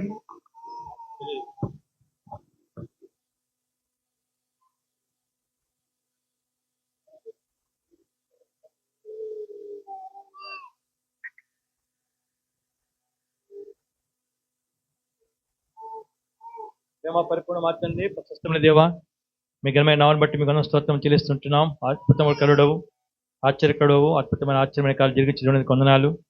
ఉన్నతమైన నామను బట్టి ఎంతగానో పూజిస్తూ ఆలయిస్తుంటున్నాం. ఈ దేవా, మీరు శాశ్వత ప్రేమను ప్రేమిస్తూ విడక మనకు చూపిస్తుంది దేవా. ఈ రాత్రికలు వెళ్ళాం మా ప్రియులు, ప్రియ సవాడు చిన్న జోసఫ్ను బట్టి, రూతుని బట్టి వందనాలు చెల్లిస్తుంటున్నాం. వారి ప్రేమించడానికి చిన్న బిడ్డకే మీకు వందనాలు. దేవా, జన్మనిచ్చిన నాటి నుండి ఇంతవరకు కూడా మీరు కాపాడి సంరక్షించి భద్రపరిచిన దేవుడు, అందులో మేము పూజిస్తూ ఆరాధిస్తుంటున్నాం. మరి ఏ బిడ్డల ప్రభావ మీ సన్నిధిలో ఎత్తిపడుతుండగా, మీ నామను ప్రతిష్ఠిస్తుండగా, నీ కొరకు ప్రతిష్ఠించబడింది. జీవిత కాలం అంతా కూడా తాను నీ కొరకే జీవించినట్లుగా జీవిత కాలం అంతా కృపాక్షణ ఉంచవచ్చని ప్రభావ మనవి చేస్తుంటున్నాం. బిడ్డలను విడవక ఎడబాయక ప్రతినిత్యము కూడా వాటిని మీ హస్తంలో అయితే నిరూపణించినాయో అవి నిర్మాణం కలిగి చేసిన ఆ చేతులకు అర్పగిస్తుండగా, ఆ చేతులతో బిడ్డను ఎత్తి పట్టుకొని వాటిని మీరే కౌగులించుకుని ఆశ్రయించవచ్చని మీరు చేతులు ఎత్తి ఆశ్రయించమని చేస్తుంటున్నాం. ప్రియా పరలోక తండ్రి ప్రభావ, జీవిత కాలం అంతా తాను నీ కొరకైన సాక్షిగా జీవించినట్లుగా, చిన్ననాటి నుండి ప్రభావ నీ అందులో భయభక్తులు తాను పెంచమన్నట్లుగాను, నేను వచ్చిన అనుభవ జ్ఞానంలో నీ కృపల్లో తాను ఎదుగునట్లుగాను మీ సహాయం మేము కోరుకుంటున్నాం. ప్రియా పరలోక తండ్రి, ఎన్నడు విడవ నడబాని దేవుడవు, ఏ ఉద్దేశంతో బిడ్డనిచ్చారు ఆ ఉద్దేశం బిడ్డల ద్వారా నెరవేర్చుకున్నట్లే సహాయం చేయండి. తల్లిదండ్రులుగా ఆ బిడ్డను నీ కొరకై పెంచగలిగినట్లుగా దైవికమైన జ్ఞానం మీరు దయచేయండి. పరలోక దేవుడిగా మీ పరిశుద్ధమైన నామం బిడ్డ యొక్క జీవితంలో మహిమపరచుకున్నట్లుగా మీ కృపను కోరుకుంటున్నాం. తన జీవిత కాలం అంతా కూడా సర్వసమృద్ధి మీరు కలిగి చేస్తున్నాండి. ప్రియ పరలోక తండ్రి, ప్రభువాన్ని వాక్యం చూస్తూ వచ్చినట్లుగా మరి నీ కొరకైన సాక్షిగా తను బిడ్డ సిద్ధపరచము. నీ చేత తను ఆశీర్దించబడి శ్రేష్టమైన అనుభవం అనేకులకు ఆశీర్వాదకరంగా, నీకు మహిమకరంగా తాను జీవించే కొరకే మీరు ఆయత్తపరచండి. ప్రియదేవా, నినుగొచ్చిన ప్రత్యక్ష బిడ్డ నుంచము బలము పొంది ఎదుగునట్లుగా వర్ధిల్లినట్లుగా కృపను అనుగ్రహించడం మనం చేస్తుంటున్నాం. యెషయా 60:15 ప్రకారం శాశ్వత శోభాస్యంగాను బహుతరంలో సంతోషకరంగా బిడ్డ యొక్క జీవితాన్ని సిద్ధపరచండి. ప్రియా పరలోకపు తండ్రి, ప్రభువా, తాను లోపలికి వచ్చినప్పుడు బయటకు వచ్చినప్పుడు కావాలి దీవెనగా జ్ఞాపించము. మొత్తాన్ని తాను పిండి పిసుకుతోటి తన యొక్క గంపై మీరు దీవించవలసి మనం చేస్తుంటున్నాం. అది మాత్రం ఆకాశంలో మంచి ధరణి మీరు తెరిచి యుద్ధోపదేశకాండ 12 ప్రకారం మీ కృపావర్షాన్ని మీ దీవెన వర్షం బిడ్డపై తమ సమృద్ధిమై కుమ్మరిపచ్చేయం. ఆయన కాలం మంది ప్రవర్తన మనోనేత వెలిగించి సత్యవంతుని జీవన దేవుడు మిమ్మల్ని రక్షకుడిగా ప్రభుడుగా తన జీవితంలో ప్రతిష్ఠించుకొని తాను కూడా పరిశుద్ధ సంతతిలో నిల్చున్నదై భూలోకులను సేవించినట్లుగా మీ సిద్ధపరచవస్తాని ప్రభావ మేము ప్రార్థన చేస్తుంటున్నాం. తన మార్గం అన్నింటిలో కూడా మీ కాపుదల పద్ధతి మీరు దయచేయం. ప్రియా పరలోకపు దేవా, నీటి కట్టిన తోట వలె ఎప్పుడు కూర్చుని నీటి తోట వలె తన యొక్క జీవితం ఉండనట్లుగా సిద్ధపరచండి. ప్రియా పరలోకపు తన రీతిగా మిషన్ ఎత్తుపరచడం మేము అంగీకరించము. శ్రేష్ఠ ఏంజల్ అని పేరు పెడుతుండగా ఎంతో శ్రేష్టమైన అనుభవంలో మొత్తం దూతలాగా నీ కొరకున సాక్షిగా నినుగొచ్చిన వర్తమానాన్ని ప్రవర్తనలు అనేకులకు తను తెలియపరచినట్లుగా అనేకులను నీ వైపు ఆకర్షించడానికి ప్రతి వారు తన ద్వారా తన యొక్క జీవితం ద్వారా మేలు పొందడానికి నేను ఎరగడానికి ప్రభావ మీరే అట్టి కృపను అనుగ్రహించవలసిందిగా మనం చేస్తుంటున్నాం. బిడ్డపై మీ కరుణాకటాక్షాలు కుమ్మరిపొచ్చేయం. ఎక్కడ కూడా శత్రువు ముట్టుకున్నట్లుగా తన చుట్టూ మీ కంచె మీ కాపుదలు కోరుకుంటూ జీవిత కాలం అంతా కూడా కృపాక్షంతో ఉంచవలసిందని మీ సన్నిధి యొక్క కాంతి ఉదయింపచేయము. మీ యొక్క మొక్క కాంతి ప్రకాశింపచేస్తూ వస్తాని సమస్త ఘనత మహిమ స్తుతి ప్రభావాలు అర్పిస్తూ సందర్భంగా కూడి వచ్చిన మా ప్రియులు వారి కుటుంబాలు అందరి పేరు మీకు జ్ఞాపకం చేసుకుని మరోసారి సహోదరుడు చిన్న జోసఫ్ రూతులను జ్ఞాపకం చేసుకొని బిడ్డ విషయం వారి ఎడతేక ప్రార్థించేవారిగా భయభక్తులు నేర్పించేవారిగా మిమ్మల్ని గురించి బోధించేవారిగా మీ మార్గాలు నేర్పించేవారిగా అబ్రాహాము యొక్క అనుభవంలో అబ్రాహాము యొక్క కుటుంబం యొక్క అనుభవంలో ఈ యొక్క కుటుంబం ఉన్నట్టు సిద్ధపరుస్తూ వస్తున్నాయి. సమస్త ఘనత మహిమ స్తుతి ప్రభావం మీకు ఆరోపిస్తూ వందన స్తోత్రముతో ప్రభురక్షణ యేసుక్రీస్తు వారికి ఘనమైన నామములో స్తుతులతో ప్రార్థించడి వేడుకుంటున్నాము తండ్రి, ఆమేన్. బిడ్డ పేరు చెప్పండి, ఏంటి బిడ్డ పేరు? శ్రేష్ఠ ఏంజల్.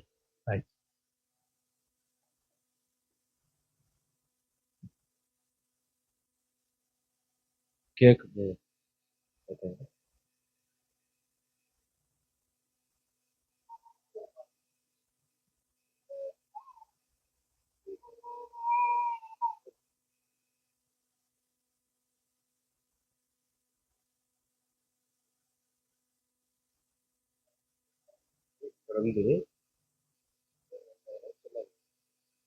చైర్ పెట్టండి.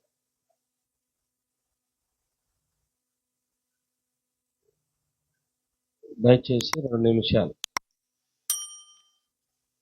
చైర్ పెట్టండి.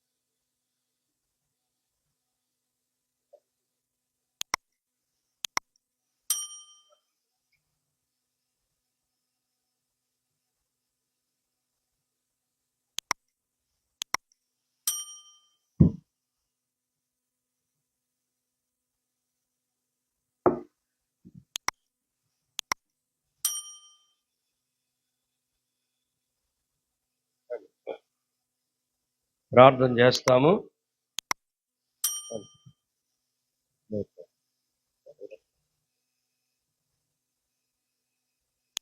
ప్రార్థన తర్వాత బ్లెస్సింగ్ కూడా ఇచ్చేస్తాము. నెమ్మదిగా ఉంది. ప్రేమ కలిగిన మా పరలోకపు తండ్రి, ఇంతవరకు మీ సాన్నిధ్యం మాతో కూడా ఉంచి నడిపించినకై స్తోత్రాలు. కూడికి ఆరంభం నుంచి ముగింపు వరకు కూడా మీ సాన్నిధ్యం ఉంచేందుకై స్తుతిస్తూ ఆరాధిస్తుంటున్నాం. సమయంలో దయగల తండ్రి, మరి ఇచ్చిన జోసఫ్ రూతును బట్టి వందనాలు, ఇచ్చిన కుమార్తె శ్రేష్ఠ ఏంజల్ని బట్టి స్తుతిస్తున్నాం. మరొక నూతన సంవత్సరం కీర్తన 65:11 దయాకిరీటం ఇచ్చారు, స్తోత్రములు. అలాగే సామెతలు 9:11 నీ వలన దీర్ఘాయువు జీవించే సంవత్సరం అధికంగా అనుగ్రహించము.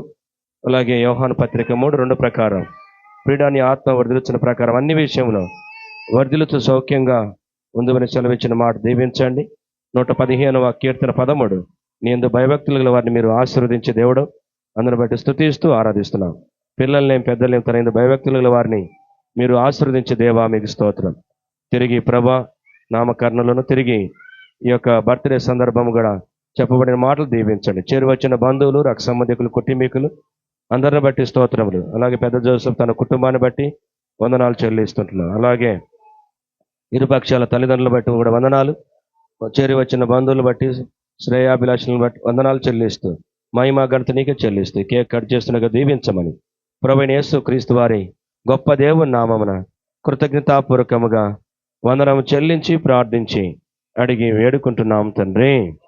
మన తండ్రి అయిన దేవుని ప్రేమ, ఆయన కుమారుడు యేసు క్రీస్తు వారి కృప, పరిశుద్ధాత్మ ఆదరణ, ఆయన సన్నిధి మనందరితోనూ ప్రత్యేకంగా శ్రేష్ఠ ఏంజెల్తోనూ దేవుడు సదా తొడయండి కాపాడును గాక. ఆమెన్. ఆమెన్.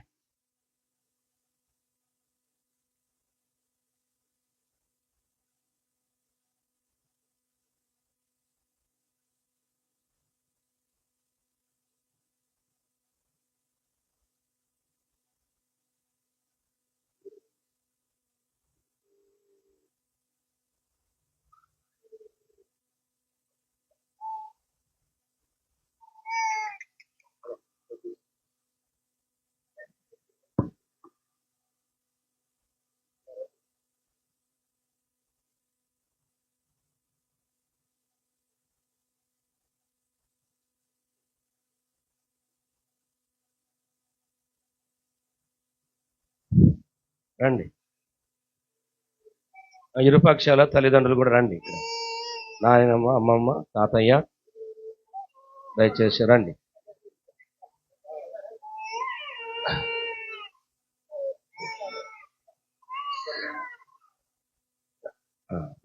రండి, త్వరగా రావాలి.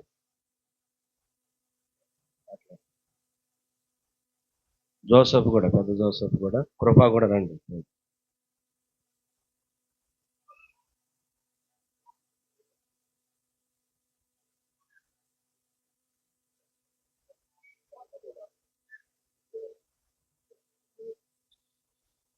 రండి, కృపనా ముందుకు రండి.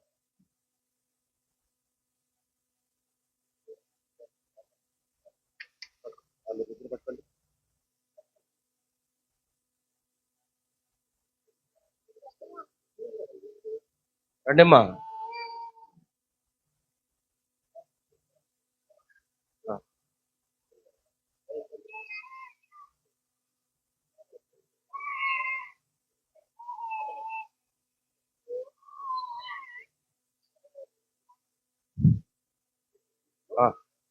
పట్టుకోండి, మీరు పట్టుకో, పట్టుకోండి. పిల్లలారా ఆశీర్వదించియు బలపరచెని గుమ్మముల్ పిల్లలానాసి జోనా బలపరచెని గుమ్మముల్ మంచి గోధుమ పంటతో నిన్ను తృప్తిగా నుంచును. మంచి గోధుమ పంటతో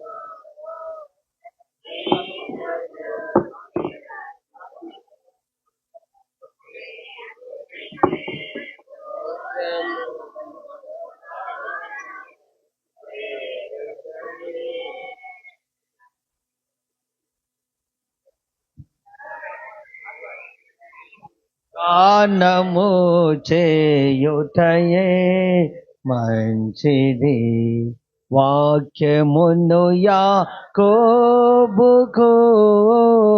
తెలియజేసిన వాడని, వాక్యమును యాకోబుకు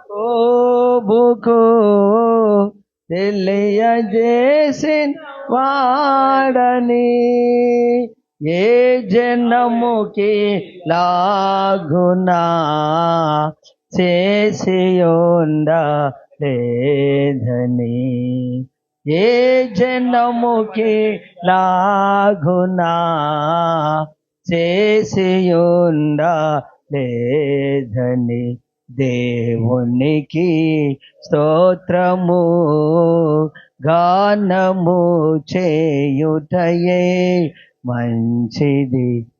దేవునికి స్తోత్రము గానము చేయుటయే మంచిది. ప్రభువు గొప్ప పాడును, అధిక శక్తి సంపన్నుడు. ప్రభువు గొప్ప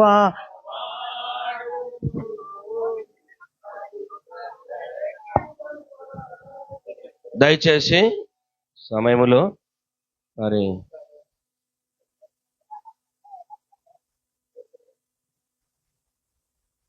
దయచేసి ప్రేమతో ఆహ్వానించిన వాళ్ళందరికీ, వచ్చిన వాళ్ళందరికీ మా హృదయపూర్వక వందనములు తెలియజేస్తుంటున్నాము. దయచేసి అందరూ భోజనం చేసి వెళ్ళవలసిందిగా దేవుని సందులో మీకు విజ్ఞాపన చేస్తూ వస్తుంటున్నాము. దయచేసి అక్కడ భోజనాల దగ్గర ఆనందాన్న ప్రార్థన చేస్తారు, వెంటనే సర్వింగ్ చేయబడుతుంది. తర్వాత మీరు ఒకవేళ వచ్చి ఫోన్ చేసినాకైనా లేదా ముందైనా కానీ ఒకవేళ కేక్ తినిపించు లేదా గ్రూప్గా ఫోటో అయినా దిగచ్చు. ఏంటమ్మా?